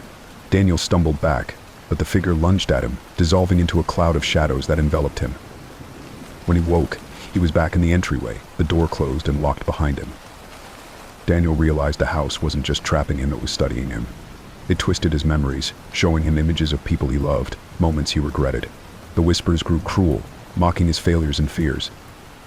In one room, he found a photo of Telf taken just moments before he had entered the house. The sight filled him with dread. "This isn't real," he muttered, clutching his head. "None of this is real." Real. But the house responded, its walls groaning, It's more real than you. Days later, when Daniel's friends reported him missing, search parties combed the forest. They found no trace of him, only his abandoned car at the edge of the woods. The house was gone. Months later, a couple hiking in a different part of the country came across a house that looked strikingly similar. They entered, curious about the legend they had heard. The door closed behind them, and the house shifted once more. The house that hides had found new guests. Story 22. In the village of Black Hollow, there was a stone well hidden deep in the forest. Its crumbling edges were overgrown with moss, and the rope and bucket were long gone. Villagers avoided it, claiming it was cursed. They said if you leaned too close, you would hear whispers rising from the depths. The whispers promised answers to your greatest questions, solutions to your deepest fears. But they came with a warning. The well never gave without taking something in return. When Sam, a university student plagued by an unbearable guilt, learned of the well, he thought it could offer him the absolution he craved. What he didn't realize was that the whispers weren't offering help, they were luring him in. Sam had been carrying a heavy burden for months. He blamed himself for an accident that had left his younger sister, Lily, in a coma. The guilt consumed him, making it impossible to sleep, to focus, to live. One evening, while researching local folklore for a university project, he stumbled upon a story about the Whispering Well. The tales varied, but one detail remained constant. The well offered answers if you were brave enough to listen. Desperate for peace, Sam packed a flashlight and a small notebook and set out into the forest. The air grew colder the deeper he ventured, the trees twisting into gnarled shapes. Finally, he found it, a circle of stones shrouded in mist. The well loomed before him, its opening a black void that seemed to swallow the light. Sam approached cautiously, peering over the edge. The darkness below was absolute, and the air was thick with the scent of damp earth. He dropped a small stone, listening for the sound of it hitting the bottom. He heard nothing. "Hello?" he called, his voice trembling. At first there was only silence. Then, faint and melodic, came the whisper. "You seek forgiveness." Sam froze, his heart pounding. "Who's there?" The whisper grew louder, clearer. "I can help you, but you must listen." Sam hesitated, but the whisper was compelling, almost soothing. "What do you want from me?" he asked, his voice shaking. The well responded, its tone smooth and enticing. "Nothing you won't miss, a memory, a piece of your past. In return, I will show you the truth." Sam's mind raced. A memory. Could he really part with one? But the thought of freeing himself from his guilt was too tempting. "What truth?" he asked. The well was silent for a moment before replying. "The truth about your sister." Sam clenched his fists. "What do I have to do?" "Lean closer," the voice said, "and listen." Sam leaned over the edge, his hands gripping the cold stone. The darkness seemed to ripple, and suddenly, images filled his mind. He saw the day of the accident, his car swerving on the icy road, Lily's scream, the shattering glass. But then, the vision changed. He saw himself arguing with Lily before they got in the car, her tears as she accused him of being selfish. He had forgotten this moment, buried it deep. Now it returned, sharp and vivid. "You blame yourself," the whisper said, "but you are not the only one at fault." Sam's breath caught. The images shifted, showing Lily's hand reaching for the wheel, her panic driving them into the skid. "It wasn't all my fault," Sam whispered, tears streaming down his face. The well's voice was almost gentle. "Now you see, but the truth is not free." When the vision ended, Sam staggered back, his head pounding. He felt lighter, the weight of his guilt lifting slightly. But something else was wrong, something missing. He struggled to remember what he had done that morning before the accident. The memory was gone, erased as though it had never happened. The well had taken it, leaving only a hollow emptiness in its place. "I gave you what you wanted," the well said, "and I took what I needed." Sam stared at the void, his relief mingling with dread. "What happens if I come back?" The whisper seemed to laugh, soft and cold. "You will. They always do." Sam told himself he wouldn't return, but the well haunted him. He dreamed of its whispers, its promises. Each time he tried to move forward, the memory it had taken tugged at his mind, a reminder of what he had lost. 2 weeks later, he found himself standing at the edge of the forest again. This time he wanted to know what would happen to Lily, whether she would wake up, or if her coma was permanent. The well greeted him eagerly. "You have come back," it said, its voice like silk. "Ask your question." Sam hesitated. What will happen to her? Will she be okay? The whisper turned darker, colder. "You know the price." Sam felt the weight of the bargain. The well would take more of him, another memory, or worse. but he couldn't walk away. He needed to know. "Fine," he said. "Take what you want." The well's darkness surged, and another memory vanished. This time it was the day he graduated high school, the pride on his parents' faces erased as though it had never been. In return, the well showed him another vision. He saw Lily in a hospital bed, her eyes fluttering open. Relief washed over him, but it was short-lived. The vision darkened, and he saw himself standing at her bedside, unrecognizable. He was older, gaunt, his eyes empty. "You will save her," the well said, "but you will lose yourself." Sam tried to stop. He tried to avoid the forest, to move on with his life. But the whispers followed him, invading his thoughts. The well didn't just take it, planted a seed, a need to return. By his fourth visit, Sam barely recognized himself. Each bargain cost him more, his happiest memories, his sense of time, fragments of his identity. In their place, the well left only darkness. On his final visit, the well made its last offer. "Give me everything," it said, "and I will make her whole." Sam stood at the edge, trembling. He thought of Lily, of her laughter, of the sister he wanted to save. He nodded. The darkness rose to meet him. Weeks later, hikers found Sam's backpack near the well, but there was no sign of him. The villagers whispered of another soul claimed by the cursed depths, another victim of its whispers. But the well wasn't finished. One evening, a grieving father, desperate to see his lost son again, approached the stone circle. He leaned over the edge, his tears falling into the void. And from the darkness, the whisper rose again. "What do you seek?" Story 23. In the heart of a quiet neighborhood stood an old, unremarkable house with peeling paint and overgrown grass. Its history was ordinary, no murders, no ghost stories. But one detail set it apart, the door in the basement. It wasn't supposed to be there. The basement's layout didn't match the exterior, and the house's blueprints showed no door at all. Yet there it was set into the far wall, smooth and featureless, with no handle or hinges. It didn't open, and no one knew where it led. When the Martins family moved in, they dismissed the door as a strange architectural quirk. But soon they realized the door wasn't just an oddity. It was alive, and it was waiting. For Claire and Ben Martin, the house was a dream come true, a large space at a price too good to pass up. Their teenage daughter, Sophie, was less impressed, grumbling about how far away it was from her friends. The basement was the last area they explored. It was cold and damp, with bare concrete floors and a single flickering bulb. That's when they saw the door. "This doesn't make any sense," Ben said, running his hands over its surface. "There's no reason for this to be here." "Probably just an old access point they sealed off," Claire suggested. "It's nothing to worry about." But Sophie stared at the door, her brow furrowed. "It's creepy." Ben laughed. "It's just a door, Soph. Nothing to be afraid of." The first week passed without incident. The family settled into their new routine, and the basement door was all but forgotten. Then, one night, Claire woke to a faint tapping sound. At first, she thought it was a tree branch against a window, but the noise was coming from below. She crept down the stairs, her heart pounding. The basement was dark, the single bulb casting long shadows. The tapping continued, soft but rhythmic, coming from the door. "Hello," she whispered. The tapping stopped. The next morning, Claire told Ben about the noise, but he brushed it off. "Probably the pipes," he said. "This place is old." But that evening, Sophie noticed something strange. "The door," she said, her voice shaky. "It's closer." Ben frowned. "What are you talking about?" Sophie pointed, and his stomach dropped. The door had moved just a few inches, but enough to leave a faint scrape mark on the concrete floor. "That wasn't there before," Ben muttered, running his hand along the edge of the frame. Claire tried to laugh it off. "Maybe we're imagining things." But none of them really believed that. Over the next few days, the door continued to move, inching closer to the center of the room. At night, the tapping returned, joined by faint whispers that seemed to come from behind the door.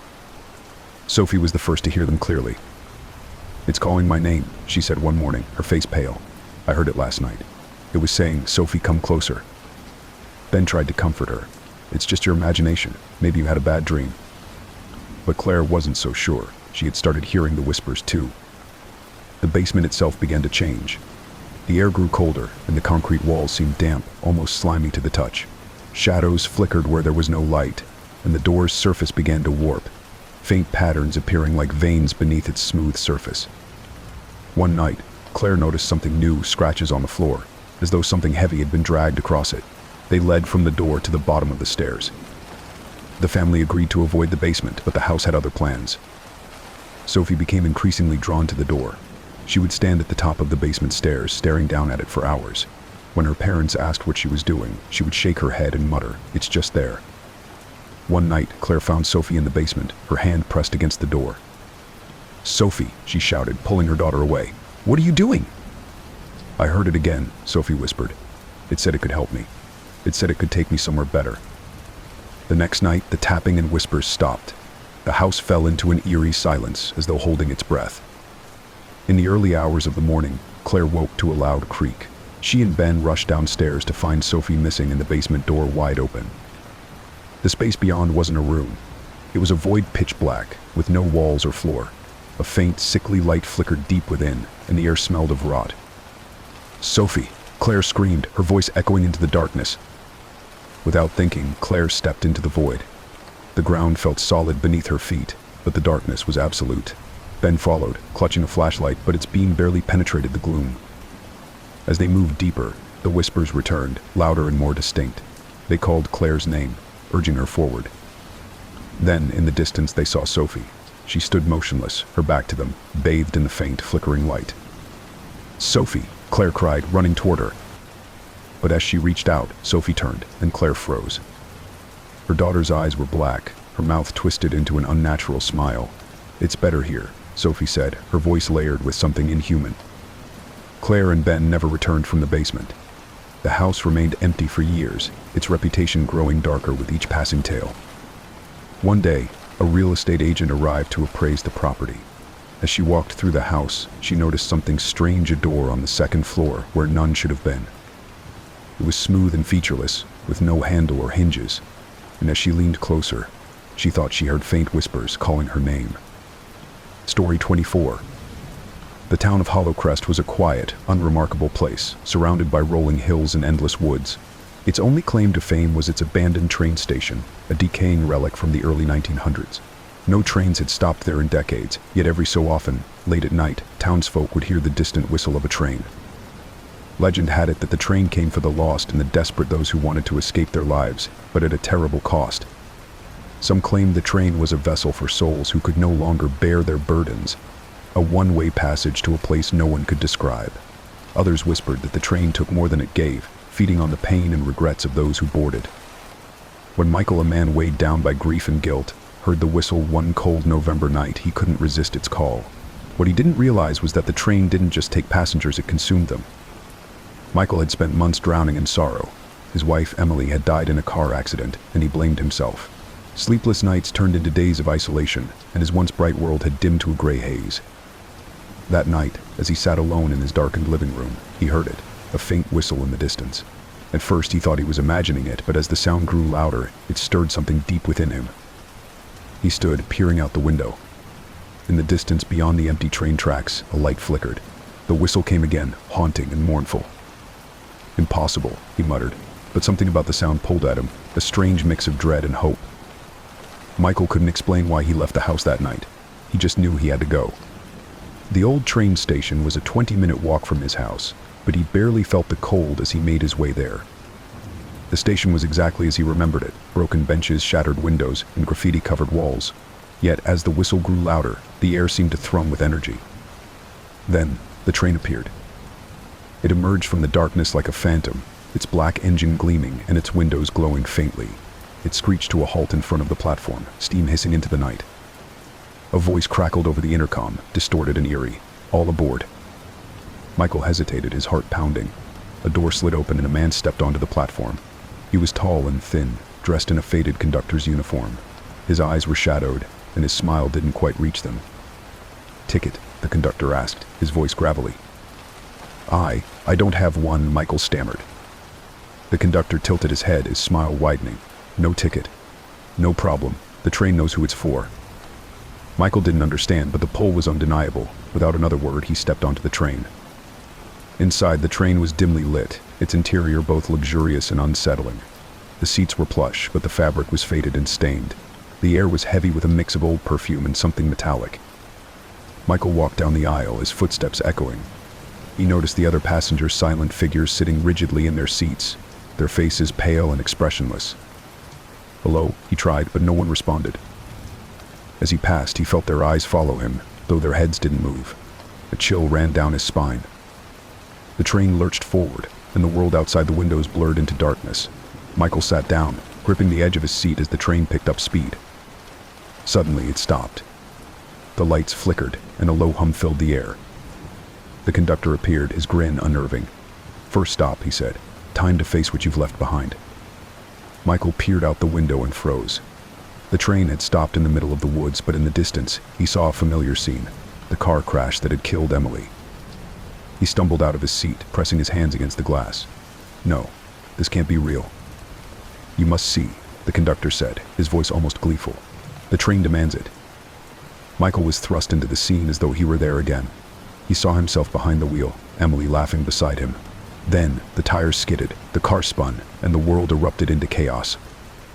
This time, he noticed something he hadn't before. Emily's hand reaching for his, her eyes filled not with fear, but with forgiveness. "You couldn't have stopped it," she whispered, her voice faint but clear. Michael collapsed to his knees as the vision faded, leaving him back on the train. The passengers stared at him now, their empty eyes filled with faint glimmers of recognition. The train continued on, stopping at moments from Michael's past, his worst mistakes, his deepest regrets. Each time, he was forced to confront the truth he had tried to bury. With each stop, the passengers seemed to change. Their faces grew more familiar, reflecting fragments of himself. He realized the train wasn't just showing him his past, it was taking pieces of him. "What do you want from me?" Michael shouted at the conductor. The man smiled, his eyes glinting. "The train collects what is left behind. Regrets, memories, pain, it all fuels the journey." Michael began to feel lighter, as though pieces of his soul were being stripped away. The train approached its final stop, the air inside growing colder. "Where are we going?" he asked, his voice trembling. The conductor's smile faded. "You'll see." The train stopped in a desolate void, a place without light or sound. The door slid open, revealing an endless expanse of nothingness. "This is where it ends," the conductor said. "Unless..." "Unless what?" Michael asked, desperation in his voice. "Unless you choose to leave something behind." Michael never returned to Hollowcrest, though some claimed to hear his voice on the wind near the abandoned station. One evening, a young woman waiting for a bus heard the distant whistle of a train.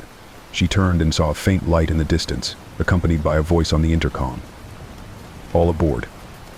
The train was still searching for its next passenger. Story 25. Nestled deep within the Appalachian Mountains stood the Marrow House, a crumbling Victorian relic no one dared approach. Locals whispered about it in hushed tones, calling it cursed, alive, even hungry. But no one had ever truly proven the legends. That was until Sophia Green received the invitation. It came one dreary autumn evening, slipped under her apartment door. The envelope was old, brittle, and smelled faintly of mildew. Inside was a single sheet of aged paper bearing a cryptic message written in an angular, almost illegible hand. "If you're seeking the story of a lifetime, come to the Marrow House. You'll find the truth about the breathing walls and perhaps yourself." Sophia, a struggling journalist desperate to make her mark, couldn't resist. Every instinct told her to dismiss the letter as a prank, but curiosity gnawed at her. She packed her camera, voice recorder, flashlight, and a notebook before heading out early the next morning.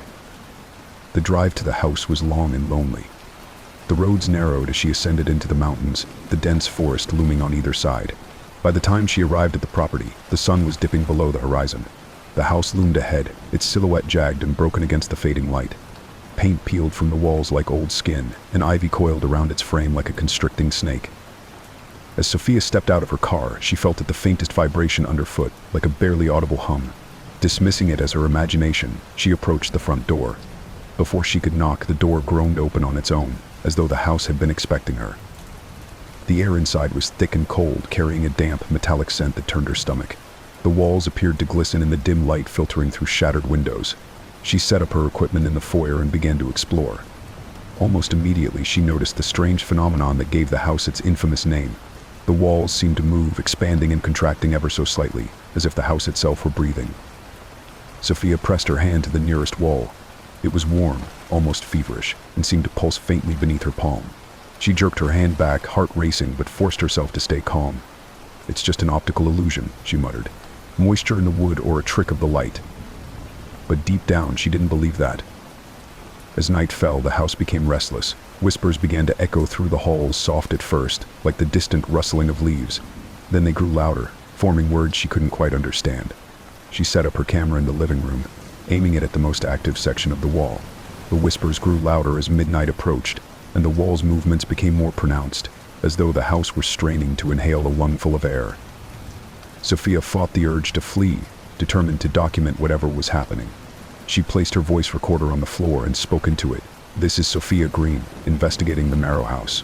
The walls are alive. They're moving, breathing. There's a faint sound, whispers, maybe wind. I don't know." Her voice faltered as a new sound joined the chorus, her name, spoken in a low, guttural tone. "Sophia." She whipped around, flashlight beam slicing through the darkness, but the hallway behind her was empty. Her pulse thundered in her ears. "Just my mind playing tricks," she whispered. "That's all." But the house seemed to disagree. The whispers became laughter, cruel and mocking. The floor beneath her feet felt soft, almost fleshy, and the walls swelled outward, as if reaching for her. She stumbled back, tripping over her equipment. The laughter subsided, replaced by a deep, rhythmic sound that filled the room. It took her a moment to realize it was a heartbeat. Shaking, Sophia retreated to the basement, hoping to find answers. The air grew colder with each step, and the smell of rot intensified. At the bottom of the stairs, she discovered an old, waterlogged journal on a table. Its pages were brittle but legible. It belonged to Dr. Elias Marrow, the house's original owner. The entries were chilling. Dr. Marrow had been a scientist obsessed with the supernatural. He believed he could bridge the gap between dimensions, summoning beings from beyond to harness their power. But something had gone horribly wrong. The journal detailed how the entities had fused with the house itself, binding their essence to its very structure. "The house is alive," he wrote. "It breathes, it hungers, it consumes all who enter. To live here is to be devoured." Sophia's hands trembled as she closed the journal. A low growl reverberated through the basement, and she realized she was no longer alone. Shadows moved in the corners of her vision, impossibly long and thin, their edges writhing like smoke. The walls closed in around her, pulsing violently. The whispers returned, louder now, overlapping and incoherent. She ran, desperate to escape, but the house wouldn't let her go.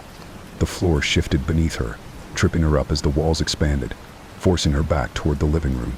The house was breathing faster now, its inhales and exhales shaking the entire structure. Furniture slid across the floor as if pulled by invisible hands. Sophia reached the front door and yanked it open, only to find solid darkness beyond. No stars, no trees, no road, just an endless void. She screamed as the house's walls closed in, dragging her back inside. The floor split open beneath her feet, revealing a cavernous pit filled with writhing shadows and countless faces, their eyes wide with terror. She clawed at the edges, but the floorboards turned to flesh, slick and unyielding.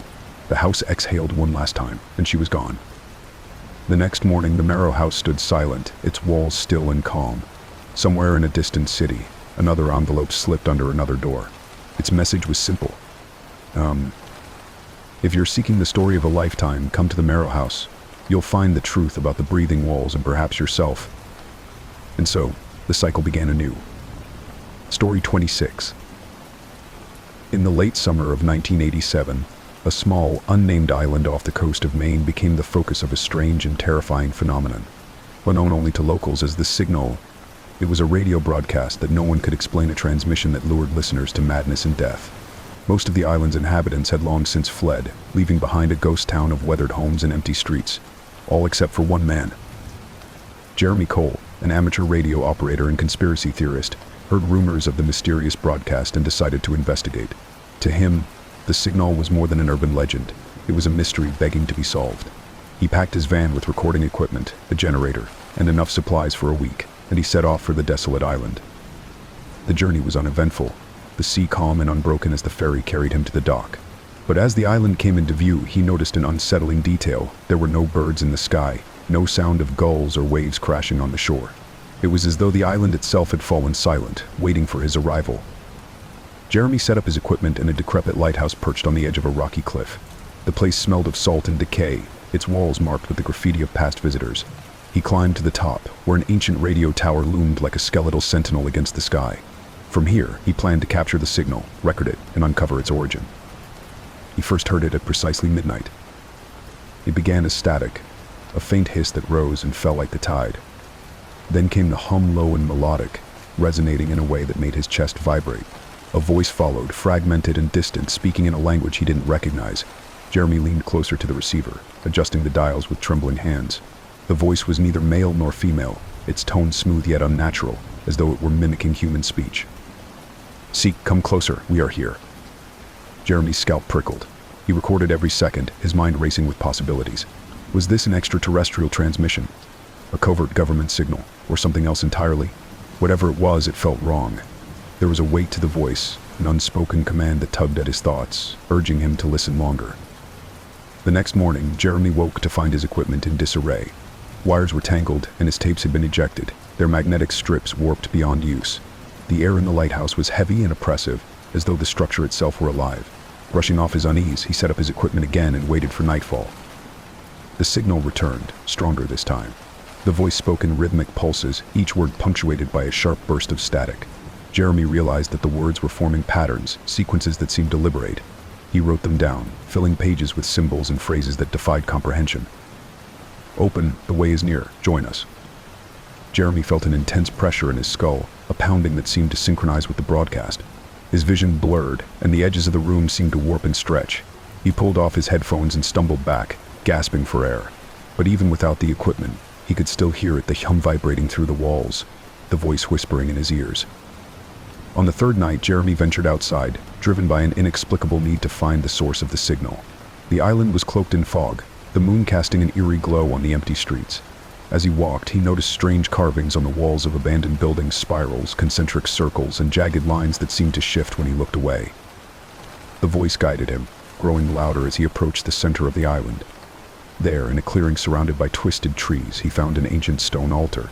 The carvings on its surface matched the symbols from his notes. The air around it shimmered, as if reality itself were fraying. Jeremy set up his recorder and microphone, his hands shaking as he adjusted the settings. The signal was deafening here, a cacophony of voices overlapping in a sinister harmony. The altar began to glow faintly at first, then brighter, casting the clearing in a sickly green light. Shadows danced across the trees, moving independently of the light source. And then he saw them. Figures emerged from the fog, tall, thin, and featureless, their forms flickering like static on a broken TV screen. They surrounded him, their presence heavy and suffocating. The signal grew louder, the words now a chant. "Open the way, open the way, open the way." Jeremy tried to run, but his body refused to obey. The figures moved closer, their shapes distorting, blending into the fog. His equipment exploded in a burst of sparks, and the altar cracked open, revealing a dark, pulsating void. The last thing Jeremy saw was the void expanding, consuming the clearing, the trees, and the sky above. The signal was no longer just a sound, it was a force, a living thing that reached into his mind and pulled him into the darkness. Weeks later, the Coast Guard found Jeremy's van abandoned near the dock. His equipment was missing, and his notebook contained only one phrase, repeated over and over. "The way is open." The island remains deserted, though some say the radio tower still broadcasts the signal on moonless nights, calling out to anyone foolish enough to listen. Story 26. It started with the stories, a string of urban legends told by campers and hikers about the Silent Woods, an expanse of dense forest in Oregon where no sound existed. Birds never chirped, streams didn't babble, and even the wind refused to whistle through the trees. Those who ventured too far into its depths often returned changed, their eyes hollow and haunted. Some never returned at all. For Kara Hill, a wildlife biologist, the Silent Woods was a curiosity she couldn't ignore. The absence of sound in a thriving ecosystem defied all logic, and she was determined to uncover the truth. Armed with her camera, a field journal, and an array of recording devices, Kara set out to spend 3 nights deep in the heart of the forest. The first sign of strangeness came as she entered the tree line. The world seemed to hold its breath. Her boots crunched against the underbrush, but the sound seemed muted, as if absorbed by the forest itself. She paused and listened. Nothing. No rustling leaves, no distant calls of animals, just a crushing, oppressive silence. It was as though the forest had swallowed every noise and left her stranded in a vacuum. By the time she set up camp that evening, the silence was unbearable.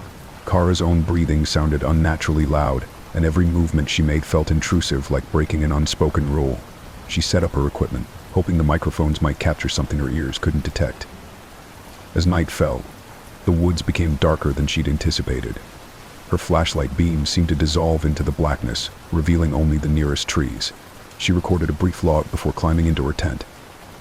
"This is Kara Hill's Silent Woods Expedition, Night 1. There's nothing. No sound, no activity. Even the wind doesn't move here. It's unnatural. I can't shake the feeling that something is watching me."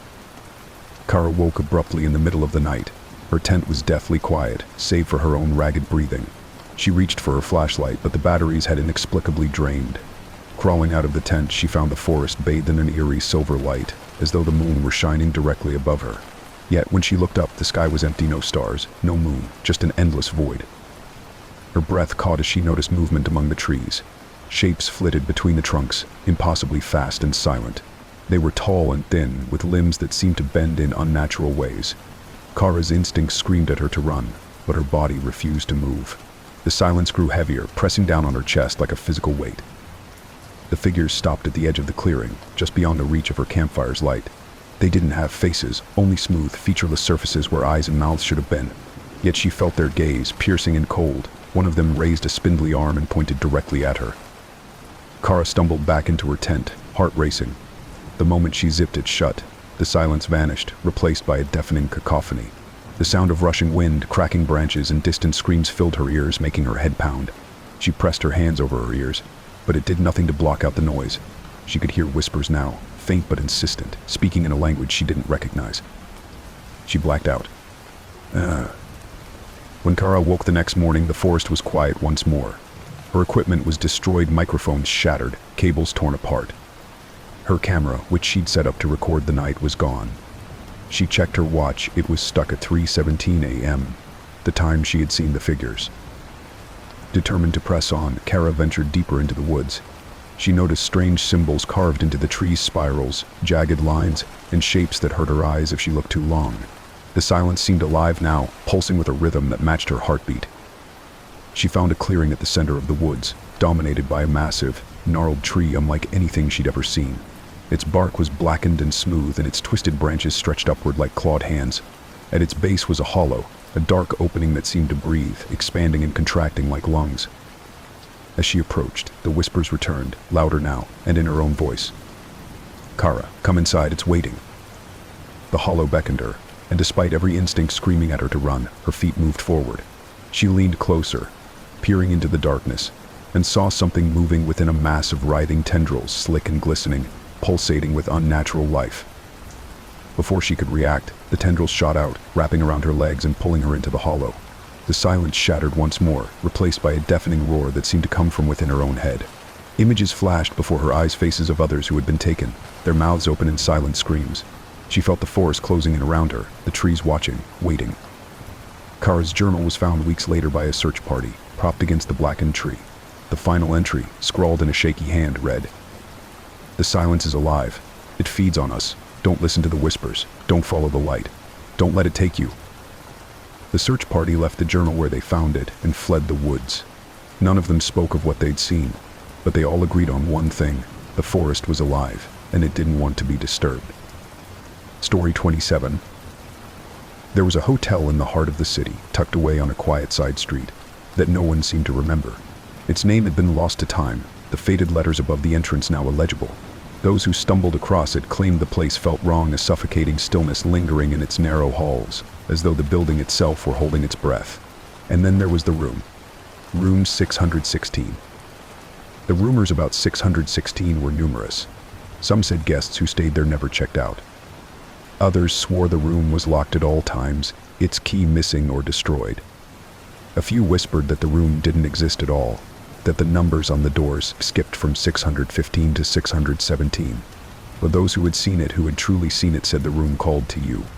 It whispered your name in the dark and invited you in, promising secrets you weren't meant to know.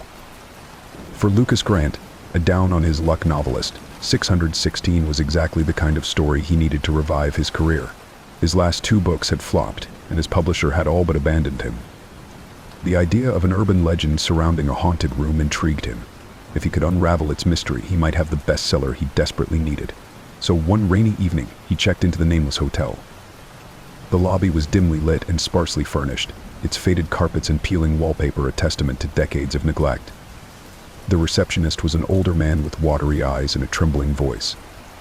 When Lucas asked about 616, the man stiffened, his face going pale. "We don't rent that room," the receptionist said quickly, sliding Lucas a key for room 514 instead. "If you're wise, you'll stay where you're assigned." Lucas nodded but felt a thrill of excitement. He'd found the lead for his story. That night, after unpacking his things in 514, Lucas wandered the halls, searching for 616. The corridor was long and narrow, the air growing colder as he approached room 615. His breath fogged in front of him as he stopped and stared. There it was, 616. The brass numbers on the door were tarnished, but unmistakable. He reached for the handle, expecting it to be locked. It wasn't. The door creaked open, revealing a dark, empty room. Lucas hesitated, but curiosity pulled him inside. The air was heavy and stale, carrying the faintest scent of mildew and something metallic. The furnishings were simple: a bed, a dresser, a small desk by the window. Yet there was something off about the space, something he couldn't quite place. As he moved to close the door, he saw it, a mirror hanging on the back of the door, its surface smeared and cloudy. But his reflection wasn't quite right. It moved slower than he did, its head tilting at an unnatural angle as it stared back at him. He stepped closer, raising his hand to the glass. His reflection didn't move. A voice whispered behind him, "Stay." Lucas spun around, but the room was empty. The bed was undisturbed, the window firmly shut. The only sound was the frantic pounding of his heart. He grabbed his notebook and began jotting down his impressions, hoping the act of writing would calm him. As his pen scratched across the paper, the room seemed to grow darker, the shadows pooling in the corners. And then he noticed the handwriting on the page wasn't his. "You're not alone, Lucas." The ink bled across the paper, forming words he hadn't written. His breath caught as the temperature in the room plummeted. The whispers returned, louder now, overlapping and distorted, as though a dozen voices were speaking at once. He backed toward the door, his eyes darting to the mirror. His reflection was grinning now, its teeth impossibly sharp, its eyes black and empty. The reflection raised a hand and waved, its movements jerky and puppet-like. Lucas bolted, slamming the door shut behind him. He ran back to his room, locking the door and barricading it with the dresser. He spent the rest of the night huddled on the bed, too afraid to sleep. When morning came, he packed his things and prepared to leave the hotel. But as he handed his key to the receptionist, the man frowned. "You didn't sleep in room 514, he said, his voice cold and accusatory. "Yes, I did," Lucas insisted, his voice cracking. "I never left my room." The receptionist shook his head and slid a different key across the counter.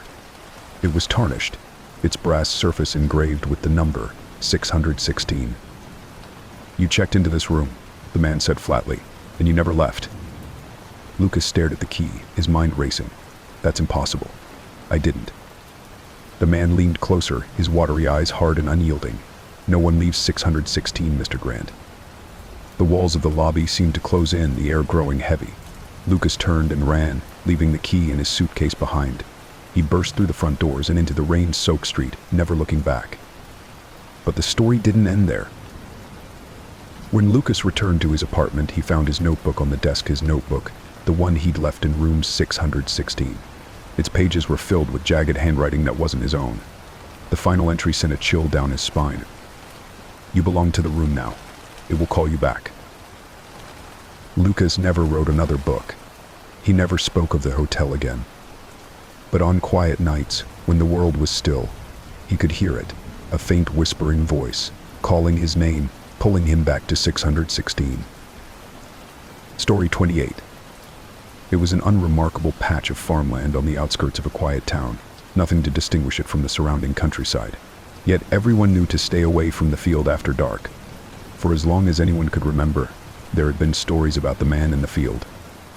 No one could say exactly what he looked like, only that he was always there, standing perfectly still among the tall grass. Some described him as tall and skeletal, with arms that hung too low to be human. Others swore they saw him holding something in his hands, though no one could agree on what it was. Whatever the details, the warnings were the same: never acknowledge him, never speak to him, and never, under any circumstances, let him catch you watching. For years, the field remained undisturbed until Emily Fisher moved into town. She was a high school biology teacher with a taste for mystery and an aversion to superstition. When she overheard her students whispering about the man in the field, she dismissed it as harmless folklore. But as the weeks went on, the stories began to gnaw at her curiosity. One evening, just after sunset, Emily drove out to the field with her camera and notebook. The autumn air was crisp, the sky streaked with the last hues of twilight. She parked her car on the shoulder of the road and climbed over the rickety fence that bordered the property. The grass was tall and dry, rustling faintly in the breeze. At first, there was nothing unusual about the field. It stretched out in all directions, barren and unremarkable.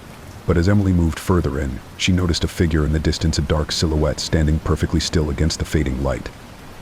Her heart skipped. She squinted, trying to make out the details, but the figure didn't move. "It's just a scarecrow," she muttered to herself, though the words felt hollow. Still, she approached cautiously, the camera strap digging into her neck as her pulse quickened. When she was about 20 feet away, she stopped. It wasn't a scarecrow. The figure was too human, too deliberate in its stillness. Its back was to her, the long, thin arms hanging at its sides. It wore what looked like a tattered suit, the fabric frayed and discolored. Its head tilted slightly to the side, as though listening for something. Emily raised her camera, but the moment she looked through the viewfinder, the figure twitched. It was subtle, just a small jerk of the shoulder, but it was enough to make her lower the camera. Her breath came in short bursts, the air suddenly heavy. "Hello?" she called, her voice trembling despite her attempt to sound authoritative. The figure didn't respond. It didn't move. Emily took a step back, her instincts screaming at her to leave. But then she heard a soft, rhythmic sound, like something scraping against wood. She looked down and realized her own shadow was stretching toward the figure, even though the light didn't make sense. The sun had set completely now, and the field was cloaked in darkness. Yet the shadow remained, inching closer to the man in the field.